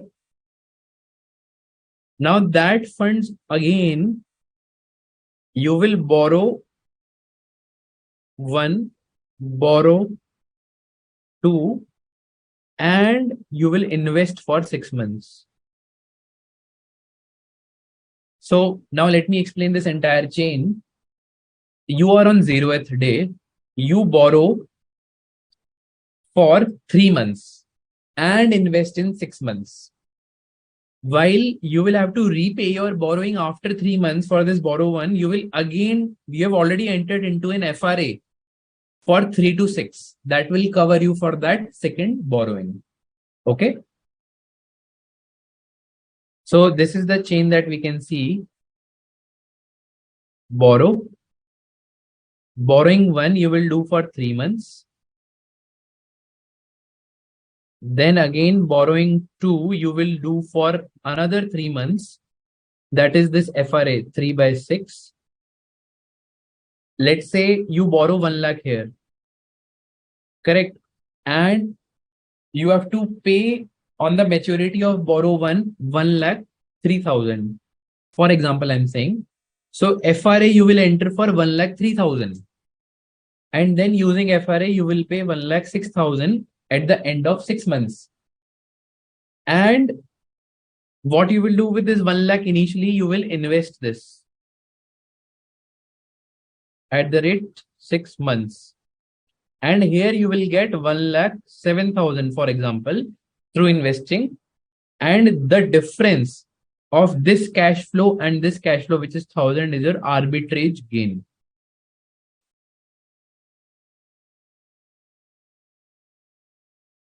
Okay. Please try to digest it, because if we are borrowing, if FRA has to be borrowed, then at first place for 0 to 3 months also we have to borrow. And whatever amounts comes at 0 point, we have to invest it. Okay. We will do some questions from that. The concept would be crystal clear. Now let's come to case 2, where FRA is available in market at higher than 5.94%.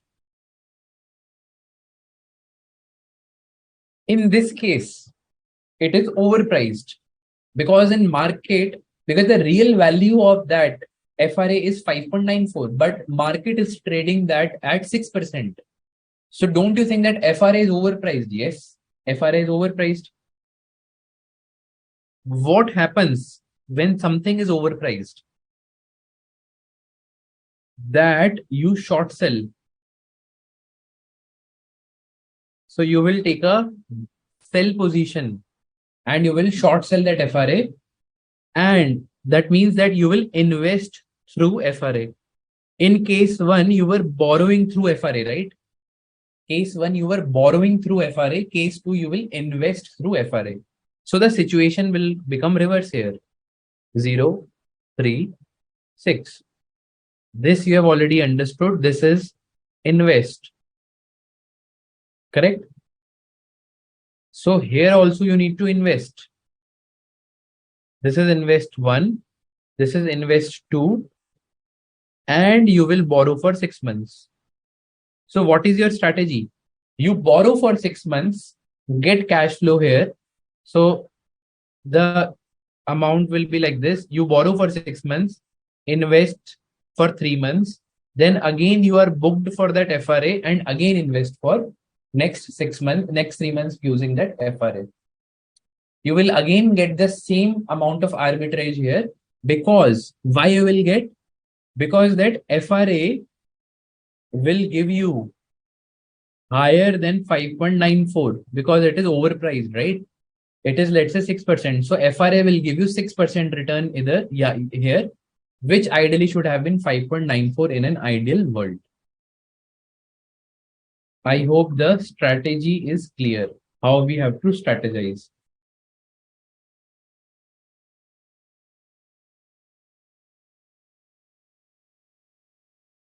So Sumit is asking if there can be an arbitrage loss. So arbitrage is basically a sure shot profit. It can never be loss. It can only be loss if your estimates are wrong. If let's say you estimated this 5.94 wrong, then only you will end up into loss. Otherwise, arbitrage means it is a sure shot profit for you. Okay. Let's come to question number 3 to understand it better.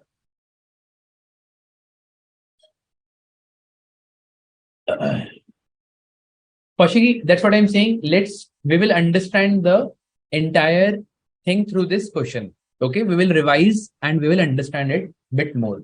Yes, Kaushiki, this is arbitrage gain. So question number 3, it says that following market data is available for spot USD to JPY 116. So they are just giving us a foreign exchange rate between USD and JPY, which is Japanese yen. They're saying what are the deposit rates? USD and JPY, these are the deposit rates, 3 months and 6 months. JPY, it is very less. USD, it is high, 4.5 to 5. So 3 months have 4.5 and 6 months has 5%. Students, please note these are always per annum rates. Okay. Although it is not mentioned, it is per annum rate. Then forward rate agreement for yen is nil. So they are saying yen has nothing to do with forward rate. So that means this part you can just ignore. Nothing is going to be used in question for this. What should be 3 months FRA at 3 months forward? 3 months FRA at 3 months forward. FRA is 3/6. I hope all of you agree with me till here. What are we going to do?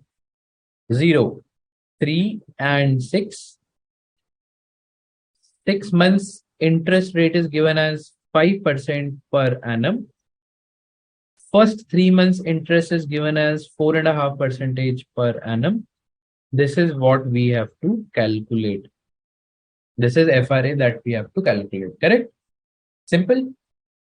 You know what is the 6 months rate. You know what is the first 3 months rate. Would you not be able to calculate what is from 3rd to 6 months rate? Yes, we can calculate. This is the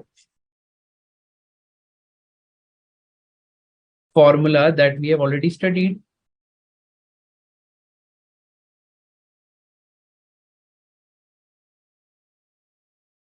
Let's assume it to be X. Correct? This is X percentage.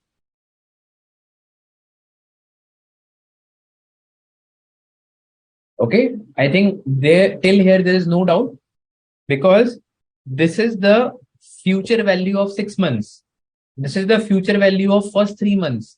Then this is the future value of next 3 months. Simple. I'm just putting it in a very plain language. Okay. So don't you think for FRA, the first 6 months future value should be equal to ultimately first 3 months multiplied by next 3 months future value? FRA 3 by 6 is equal to 5.44% per annum. If you solve the above equation, so X will be 5.44% per annum. Okay, students. So the first part is done. Very easy and very simple. Second part. The 6 and 12 months LIBORs are 5% and 6.5%. See, 6 months, so they have already given, but still they are telling us again 5%, 6.5. This is for 6 months. This is for 12 months. A bank is quoting 6 by 12 USD FRA. So FRA 6 by 12 is being quoted by bank at this rate. So 6.5 minus 6.75. What is the relevance of this? I think all of you would have studied in your earlier sessions. This is called as buy rate and sell rate. If anyone wants to buy FRA, bank will give 6.75. Bank will assume the transaction price at 6.75. But if anyone wants to sell FRA to bank, bank will say that, okay, you can sell it to me at 6.5. Okay. Because why I'm saying buying is 6.75, because buying FRA means I want to borrow. Bank will say that if you want to borrow, you will have to give me 6.75% as interest. 6.5 will mean I want to sell FRA to bank. That means I will get an interest of 6.5 from bank. Whichever way you want to think. Okay.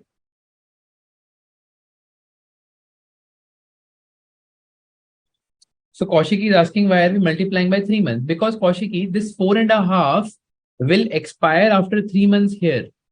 From here, another interest rate of X percentage will apply, which is the FRA which we are valuing. Okay. So that is why first we are coming from 0 to third month, and then from third month to 6 months we are coming, and we are equating that with whatever is the 6 months value. Okay.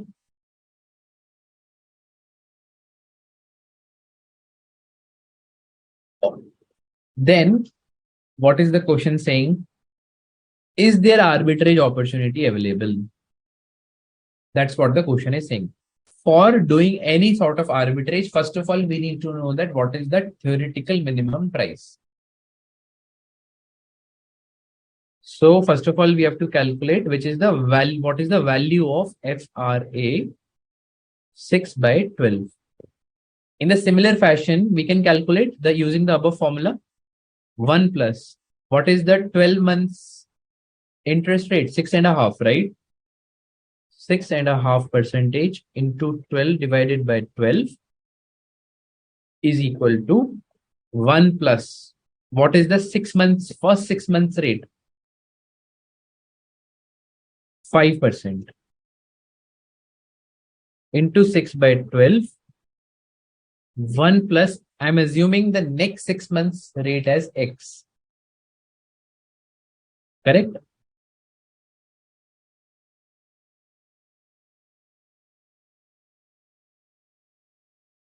So here, X, if we calculate, it comes as 7.80% per annum. If in this world, nothing changes, FRA is quoted at 7.8%, there is no arbitrage possible. Why? Because no one can borrow or invest at some other rates. Correct? Because if someone wants to borrow for 12 months, they will borrow at 6.5%. Then they will invest for first 6 months at 5%. and next 6 months is 7.8%. So the return will be equal in both the cases. You're getting my point?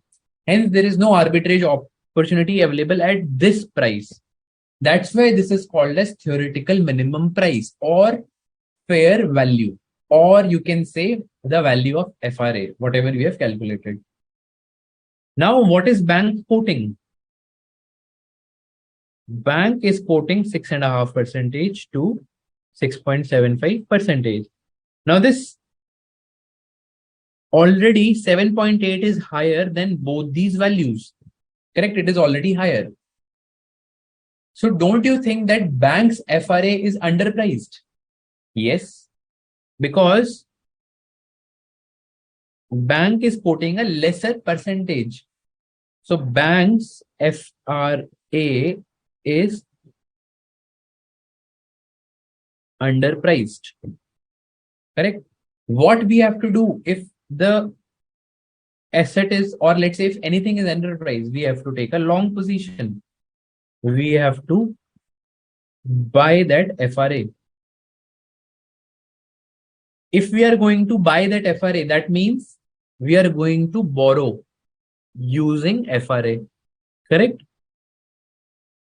If we are going to borrow through FRA, then what rate bank would apply? Because bank is giving us two rates. One is the sell FRA rate and second one is the buy FRA rate. Since we are going to buy the FRA rate, hence this rate would be applicable. So now let's frame what is needed. Yes, arbitrage opportunity is available as the FRA 6/12 USD, the one with USD,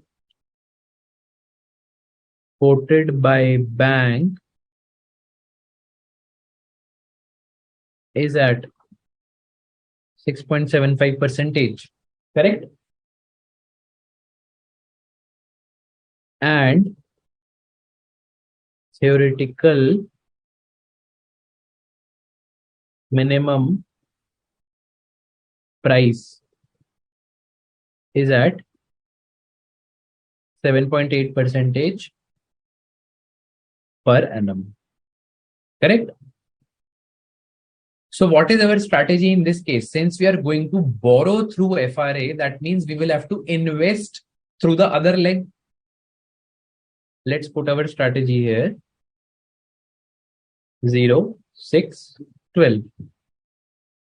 So this is clear. We are going to borrow. This step we are going to borrow. Since we are borrowing here, we also need to borrow here. Why? Because whatever proceeds will come here will be used to repay the proceeds of borrowing 1. Correct?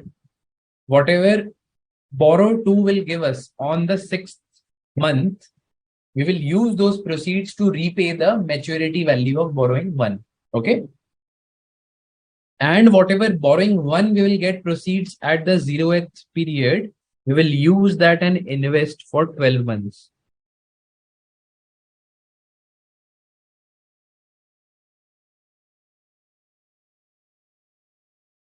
No, Mansha, please correct your understanding on arbitrage. It is not taking advantage of short-term position to long-term. I would not say that. Okay, it is apparently, as I told, that arbitrage is the sure shot profit.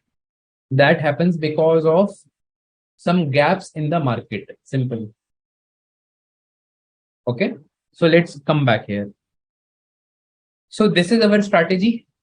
We have pinned down our strategy, which is invest for 12 months by borrowing through FRA for 6 to 12, and then again you have to borrow for the first 6 months. So you will invest at what rate? 6.5%. You will borrow at what rate? 5%. And the FRA is quoted at 6.75%. So you will borrow at 6.75%. Now the last step is just to calculate the arbitrage gain or loss, that we can do it easily. So after 12 months, let's say after 12 months, now let's calculate what is the gain or loss, correct? Simple. So first of all, you will get cash flow from investment.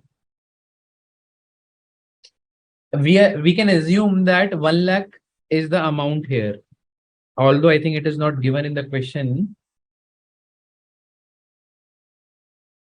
Yes, it is not given.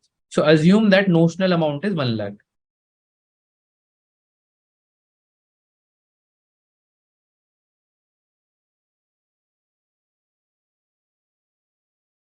On this 1 lakh only, we will do the calculation. So what you will do at the 0th period, you will borrow 1 lakh for first 6 months and invest that 1 lakh for 12 months. So after 12 months, you will get first of all cash flow from your investment, which is 1 lakh into 6.5% plus 1 lakh. This is what you will get after the 12 months, correct? This is the first leg. So you will get in totality 1,06,500. This is what you will get.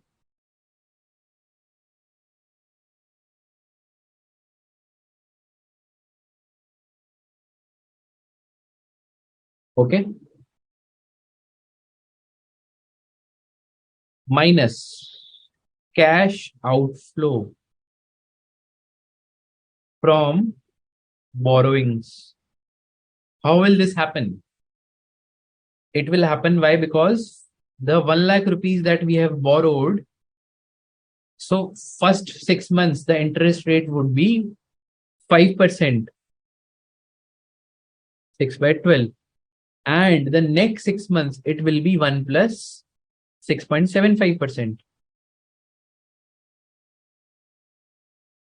Simple. So 1 lakh, first 6 months, this is the rate. Next 6 months, this is the rate. This is borrow 1. This is borrow 2 through FRA. This will give us the maturity value after 12 months, which is 105,959. This we will reduce. So if this is A and this is B, A minus B is your arbitrage gain. 541. Here we can say dollars because this is a dollar rate, right? So we have assumed here these are 1 lakh dollars. Simple.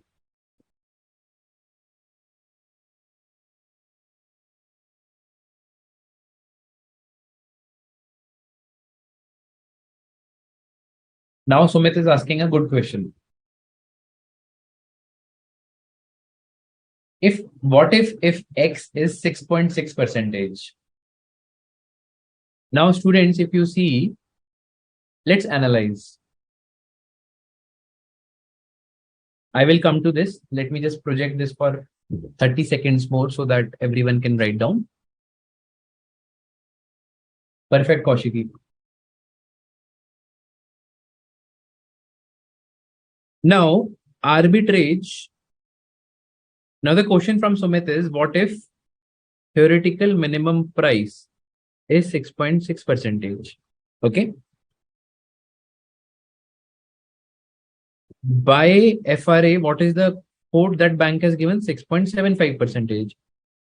Sell FRA, what is the quote given by bank?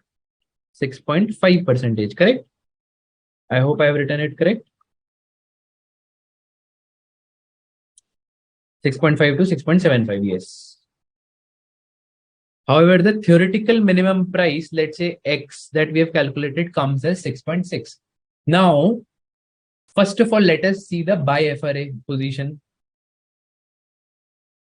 Theoretical minimum price is giving you 6.6. Okay. Your FRA is 6.75. For buying purposes, would you buy? No, you won't buy that FRA, correct? Similarly,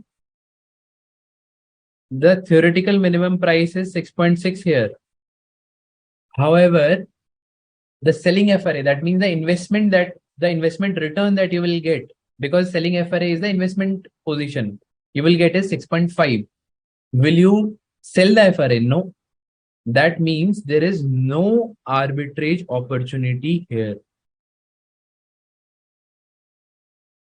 because it is neither underpriced nor overpriced. Okay. I hope, Sumit, you got my answer. Let's come forward to the interest rate future. So this is what about the FRAs was interest rate forwards, or we can say forward rate agreements. Now let's come to the third technique, interest rate futures. This is called as IRF.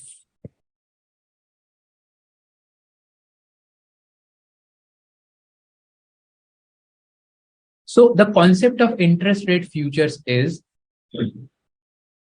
in our price risk, we studied that bonds price is inversely related to interest rate changes. Correct? Perfect, Sumit. Thank you. So bonds price is inversely related to interest rate changes. That is what we have studied. If interest rate goes up, bond prices goes down. If interest rate goes down, bond prices goes up. And this, I think you would have already studied in your previous sessions on the bond valuation. Correct? So I'm not telling you the reason, but this is a normal phenomena. Now, what happens if you want to hedge against the risk of interest rate going up? Can I say that you can hedge against the bond prices going down? Correct? Because it is one and the same thing. If you are, let's say, covering up, or let's say you are hedging against the risk of interest rate going up, using the bond prices, you can hedge against the bond prices going down, because both of them are inversely proportional. So I can say that interest rate, if it is going up, then bond price, or let's say the bonds, it is recommended to short sell. Correct? Because we will benefit through short selling of bond once the prices of bond goes down, and in a way we are hedging the higher interest rate. In case interest rate goes down, better to take a long position in bond market. See what will happen with the long position in bond market. Whenever bond prices will go up, you will gain. Correct? You will gain through this position. And when will bond prices go up? When the interest rates will go down. Correct? When the market interest rates will go down, then only bond prices. So hence, you are actually covering up for the interest rates going down by taking a long position in bond market. I hope this is clear. Now let's go to question number 4 to understand this better. This is again a very good question. Electra Space is a consumer electronics wholesaler. The business of the firm is highly seasonal in nature. In 6 months of a year, firm has huge cash deposits. Please understand the problem of this company. The problem of this company is there is no ALM. There is no asset liability.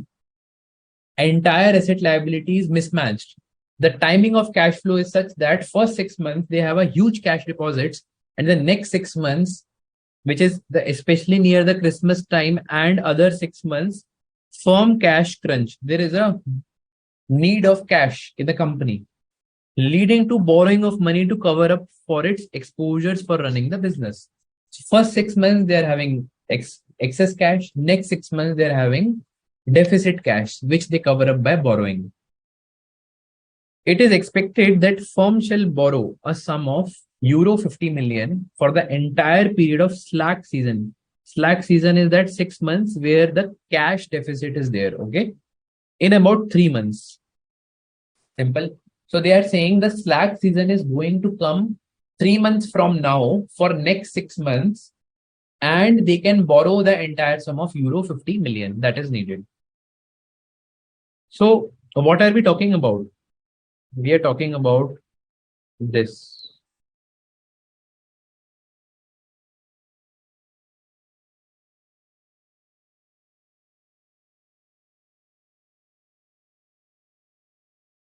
We are here 3 months after now, the slack season will start where the cash deficit is there.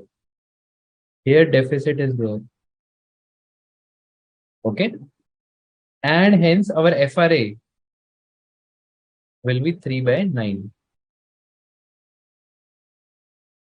Okay, students.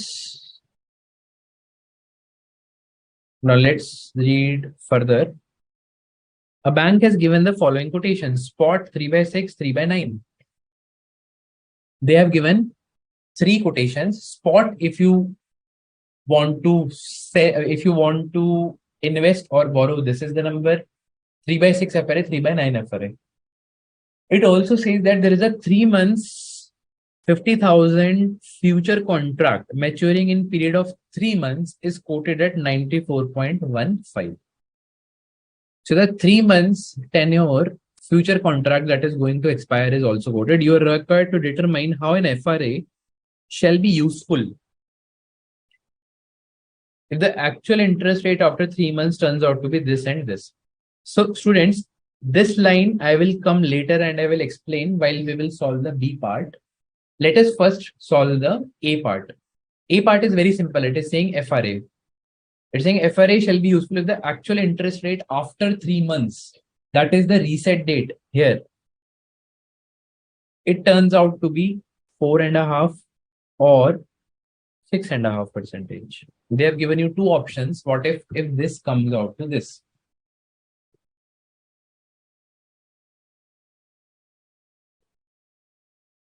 So first of all, students, basis the case study that is given in the first para, we know that FRA 3/9 is relevant and they have to buy FRA. So can we say that basis facts given in the question, Electra space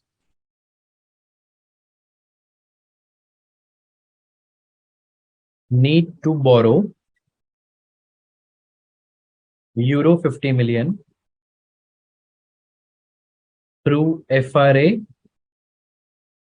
3/9 at the rate of, what is the rate applicable? 5.94, correct?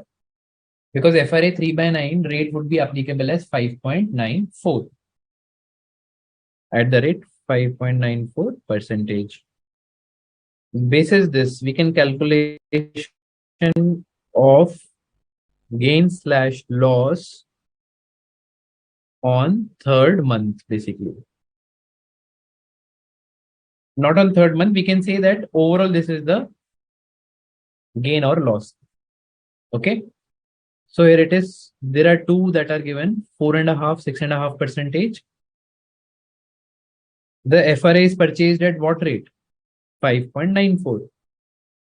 Because as I explained to you, the 2 values that are given by the bank, we have to take the higher value because bank will sell anything to us at higher value, which is 5.94. And here also it is 5.94. Since we have taken a long position, the interest rate has gone down from 5.94 to 4.5 in the first case. Hence, there is a loss. 1.44%. In this case, it has gone up from 5.94 to 6.5. Hence, there is a gain of 0.56%. So the FRA settlements will be how much? 1.44%, which is the loss for 50 million euro for 6 months. Here it is a gain 50 million euros for 6 months. Okay. I'm not using the other formula because we are just calculating the gain or loss. That's all overall. So 3,60,000 is the loss here and 1,40,000 is the gain here. This is the 50 million euro, right? So we have converted 50 million into absolute euros. So this is the incremental adjustment. Then they will also have to pay interest payment on 50 million borrowings. Correct? So how much they will pay? In first case, it will be actual rate, which is 4.5 into 50 into 6 by 12. Here it will be 6.5 into 50 into 6 by 12. So this comes as 1125,000, 16,25,000. We will add these two, right? The FRA payment settlement and this interest payment, if we add, it comes as 1485 in both the scenarios. That means what? That means by entering into FRA, we have hedged against the risk of interest rate going up or down both. Because the net cash outflow would be same, right? By entering into FRA, the rate of 5.94% is committed, which can also be proved like this: 1485 lakhs divided by 50 million euros is what we have to see into 100 divided into 12 by 6. If you see, it is coming as 5.94% per annum. This is just a cross reference because 1485 is the interest for 6 months. That divided by 50 million for per annum rate, we have multiplied 12 by 6. So this comes as 5.94%. Yes, Sumit, slack season means the other 6 months where sales are not happening and there is a need of cash flow. Clear, students, till now? So till now, we have seen that how FRA has locked the rate of interest because incremental payment will happen basis the loss that we computed, loss or gain that we computed, and the actual interest rate will happen basis the actual rate that is appearing. Ultimately, it will lead to the same percentage. Now, let us go and understand this line, what is mentioned here. How 3 months future contract shall be useful for the company if the interest rate turns out to be mentioned in part A above. Now they are saying you have solved your question using FRA. Now you solve your question using 3 months futures, assuming that the actual interest rate turns out to these two options, which is 4.5 and 6.5. Now students, please note, first of all, this statement will help us in assisting the concept that we studied. We said that interest, in case of interest rate futures, we have to use bond market to do the hedging. If you see at what rate bond is quoting 94.15, that means it is quoted at 5.85%. Yes, it is quoted at 5.85%. Because from 100, if you reduce 5.85, you will achieve 94.15. So this is a way to represent. Okay, whenever bond is getting quoted at whatever price, 5.85 is the percentage. But please note that this is a 3 months future for 3 months. But our borrowing period is how much? Is 6 months. Futures are available for 3 months. From your derivatives knowledge, can we say that we can multiply the number of contracts by 2 to arrive at 6 months hedging? Yes, because 3 months hedging cannot achieve 6 months hedging, but if we do twice 3 months, we can achieve 6 months hedging. Correct? I think this you have already studied. So let's come to the solution. We will just simply put this. Before that, we also need to see that whether we are going to short sell the bond or whether we are going to take a long position in bond. Now, students, if you see, we are facing a risk of what? We are facing a risk of higher interest rate. So the risk of higher interest rate gets compensated by short selling the bond. We will short sell the bond at 94.15. So first, sell futures. Correct? At 94.15 in both the cases. This we will do today. But how many number of contracts? Number of contracts is determined by. So what is the borrowing amount? 50 million. What is the one future contract lot size? 50,000. Correct? 50,000 euro is part of one contract. But we have to multiply it with 2, which is into 6 by 3, because we are targeting 6 months using the instrument of 3 months. This gives us 2000 contracts. So we will have to short sell 2000 contracts at the rate of 94.15 in bonds market so that we can achieve a complete hedge for 50 million borrowing that we need to do after 3 months. Now, second step, we will have to calculate the price of futures after 3 months, correct?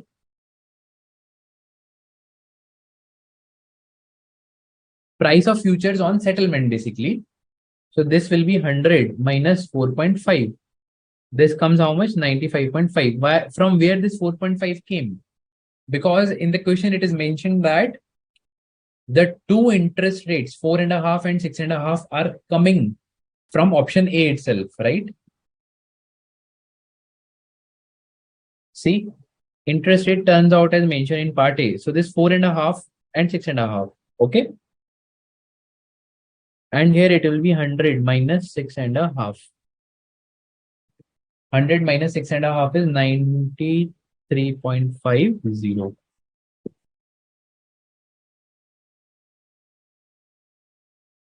This is the price of futures on settlement. Now let's calculate gain or loss on future settlement. So students, now I think all of you are expert in this. We have short sold future at 94.15. On maturity, the price turns out to be 95.5, which is higher. Don't you think the loss has occurred? Because if you short sell anything, gain will come when the prices goes down, not once the prices comes up. So what is the loss here? 95.5 minus 94.15. So 1.35 is the loss here. Correct? Because the prices has gone up. Now compare this situation. You have short sold anything at 94.15. You have short sold your bonds at 94.15. But your bonds are carrying at a value of 93.5. That means you have gained here. Correct? That means you have gained here. How much you have gained? 94.15 minus 93.50, which is 0.65. Because the prices has gone down and whatever you have short sold, it is helping you in the benefit. Now last part, cash settlement on futures. That we know, right? 1.35 per future for 2000 contracts having 50,000 as lot size multiplied by 3 by 12 because the future was 3 months. I mean, the tenure of that future was 3 months. So here is a loss. It comes as 337,500. Similarly, here 0.65 multiplied by 2000 multiplied by 50,000 multiplied by 3 by 12.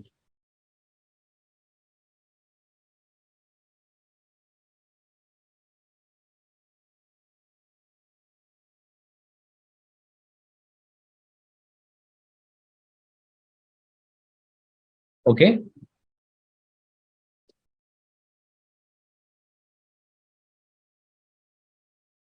So here there is a gain of 162,500.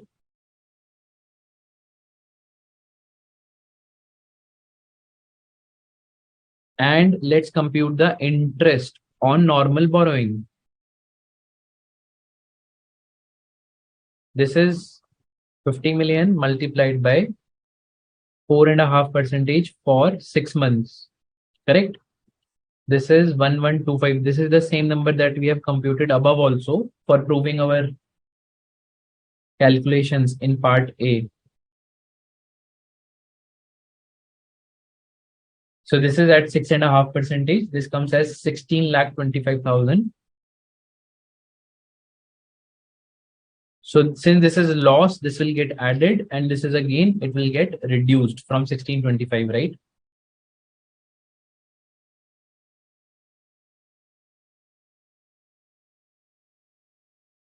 So this will be 1462,500. This is 1462,500. Again, the same cost in both the cases.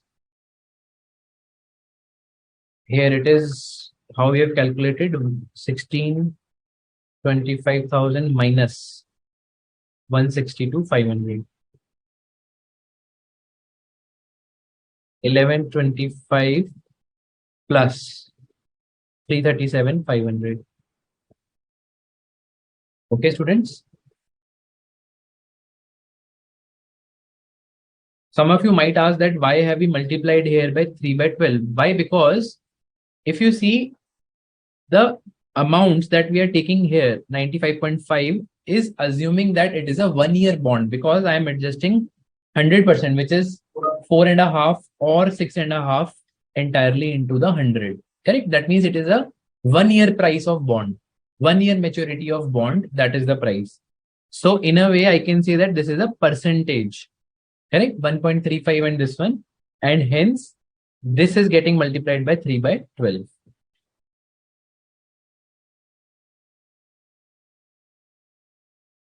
Perfect. Now let's actually check what is the effective percentage like we calculated above. Effective percentage 1462,500 divided by 50 million multiplied by 100 into 12 by 6. It comes as 5.85%. Now, can anyone tell me what is this 5.85%?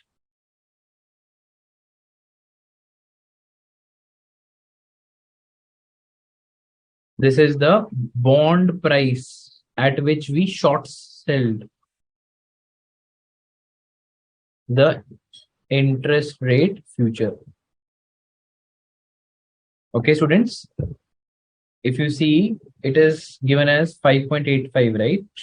This one, 5.85. So ultimately, what has happened in futures? Whatever price we short sold the futures, the same price is logged for the interest rate purposes. Like in FRA, the rate was logged as 5.94, which is this. In futures, the interest rate is logged at this value.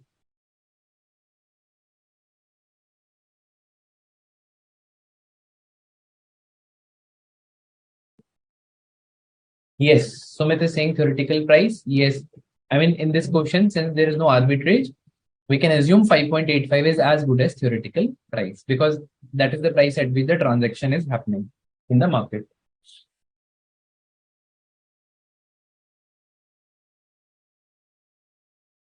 So, interest rate futures, interest forward rate agreements, these are the two, biggest techniques that are used for the interest rate risk management that has been used.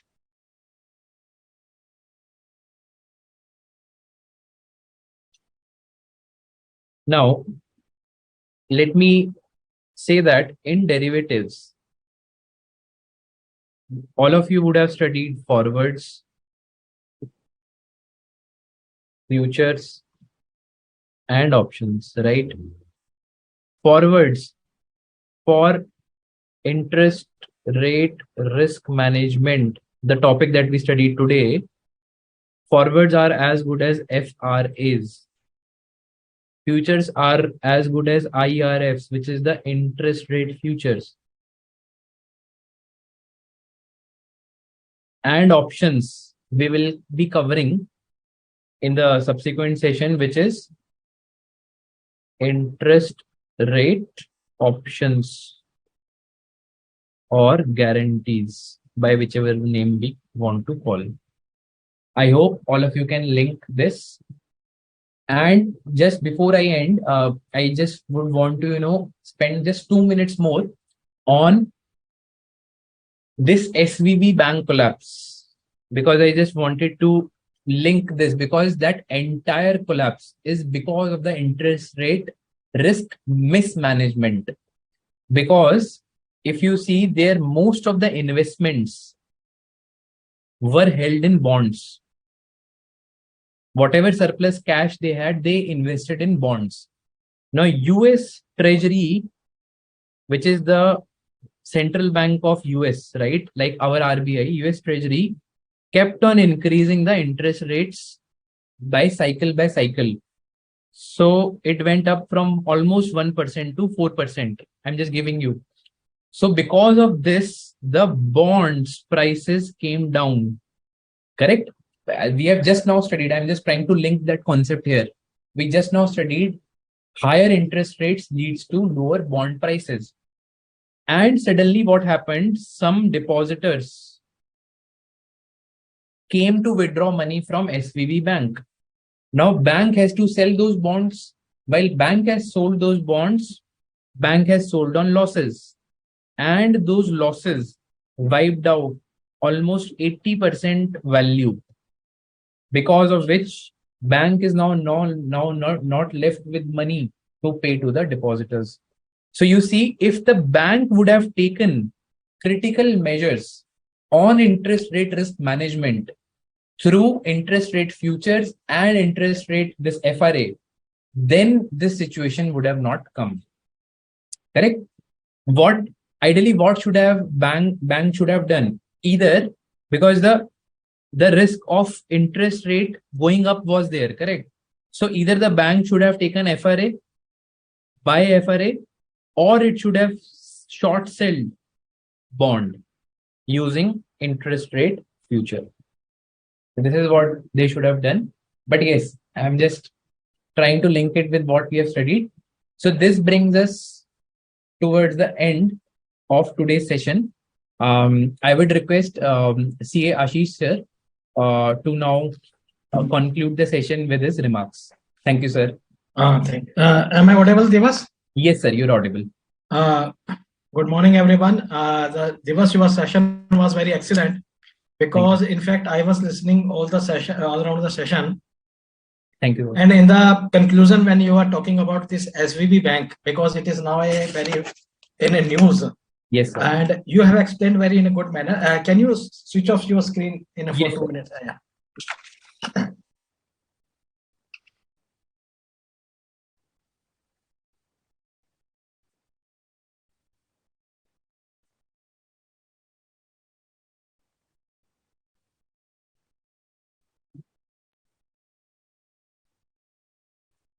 Okay, students, I am just supplementing to what Divas has discussed about SVB Bank.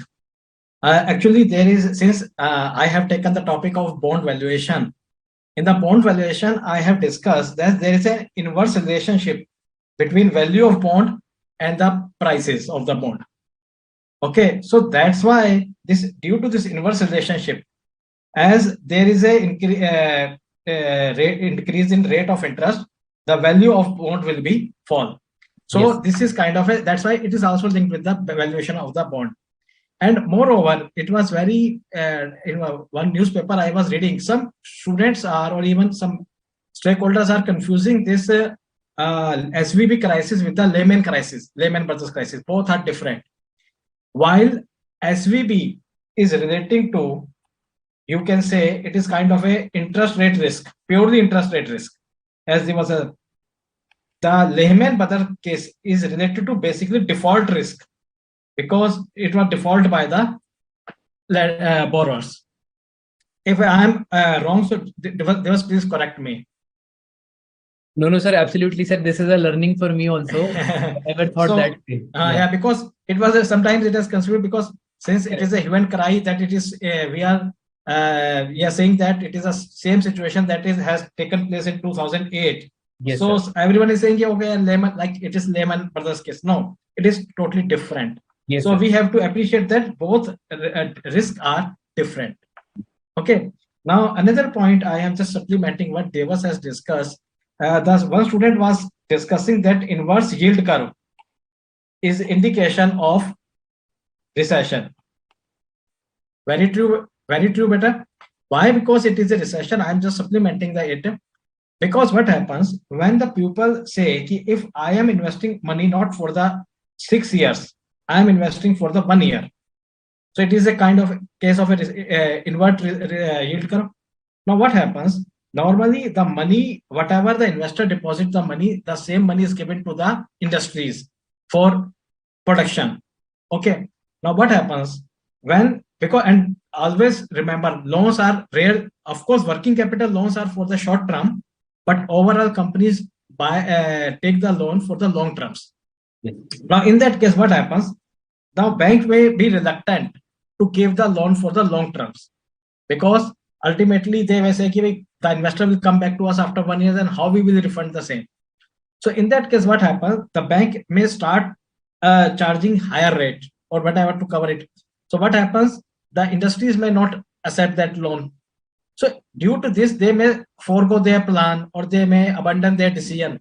So due to this, overall there is a chain reaction that the GDP goes down and ultimately economy goes, because if there will be no production, then of course there will be GDP will be less and ultimately economy will go into the recession. Yes. So these are all are kind related to although we are not discussing the GDP etc. because it's not an economic class, but somewhere and some these are interrelated. Yes, and one more point I will had, as Devas has quite correctly discussed, there is a demise of LIBOR, if you recall. And there is one article in the student newsletter. I have written this same article. That is how the LIBOR has been now more, because although for the derivative contract it will be continue up to June 2023, but for other new transaction it has been discontinued with effect from the 1 January 22.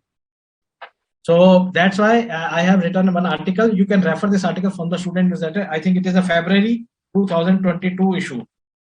From there, you can refer this article. I have mentioned how this, why this shift has taken place, and there are other aspects also.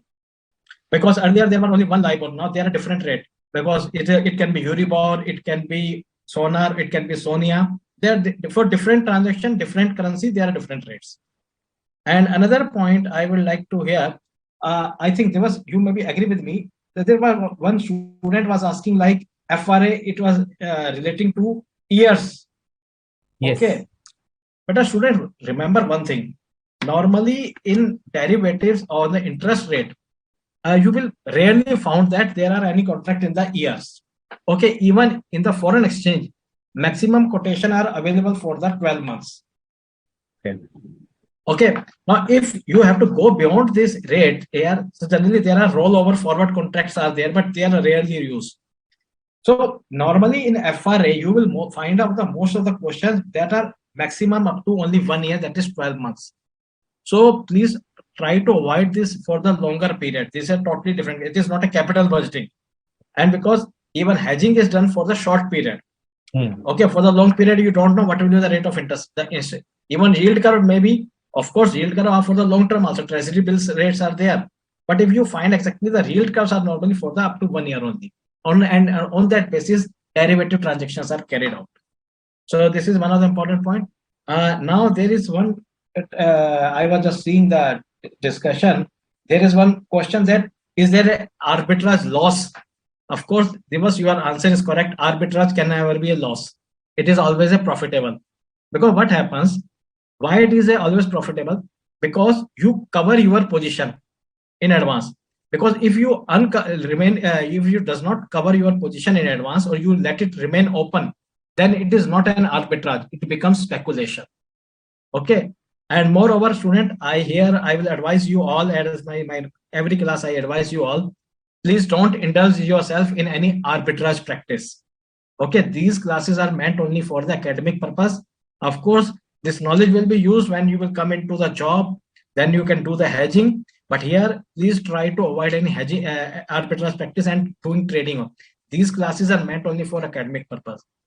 Thank you. Thank you. Thank you. Okay. Thank you.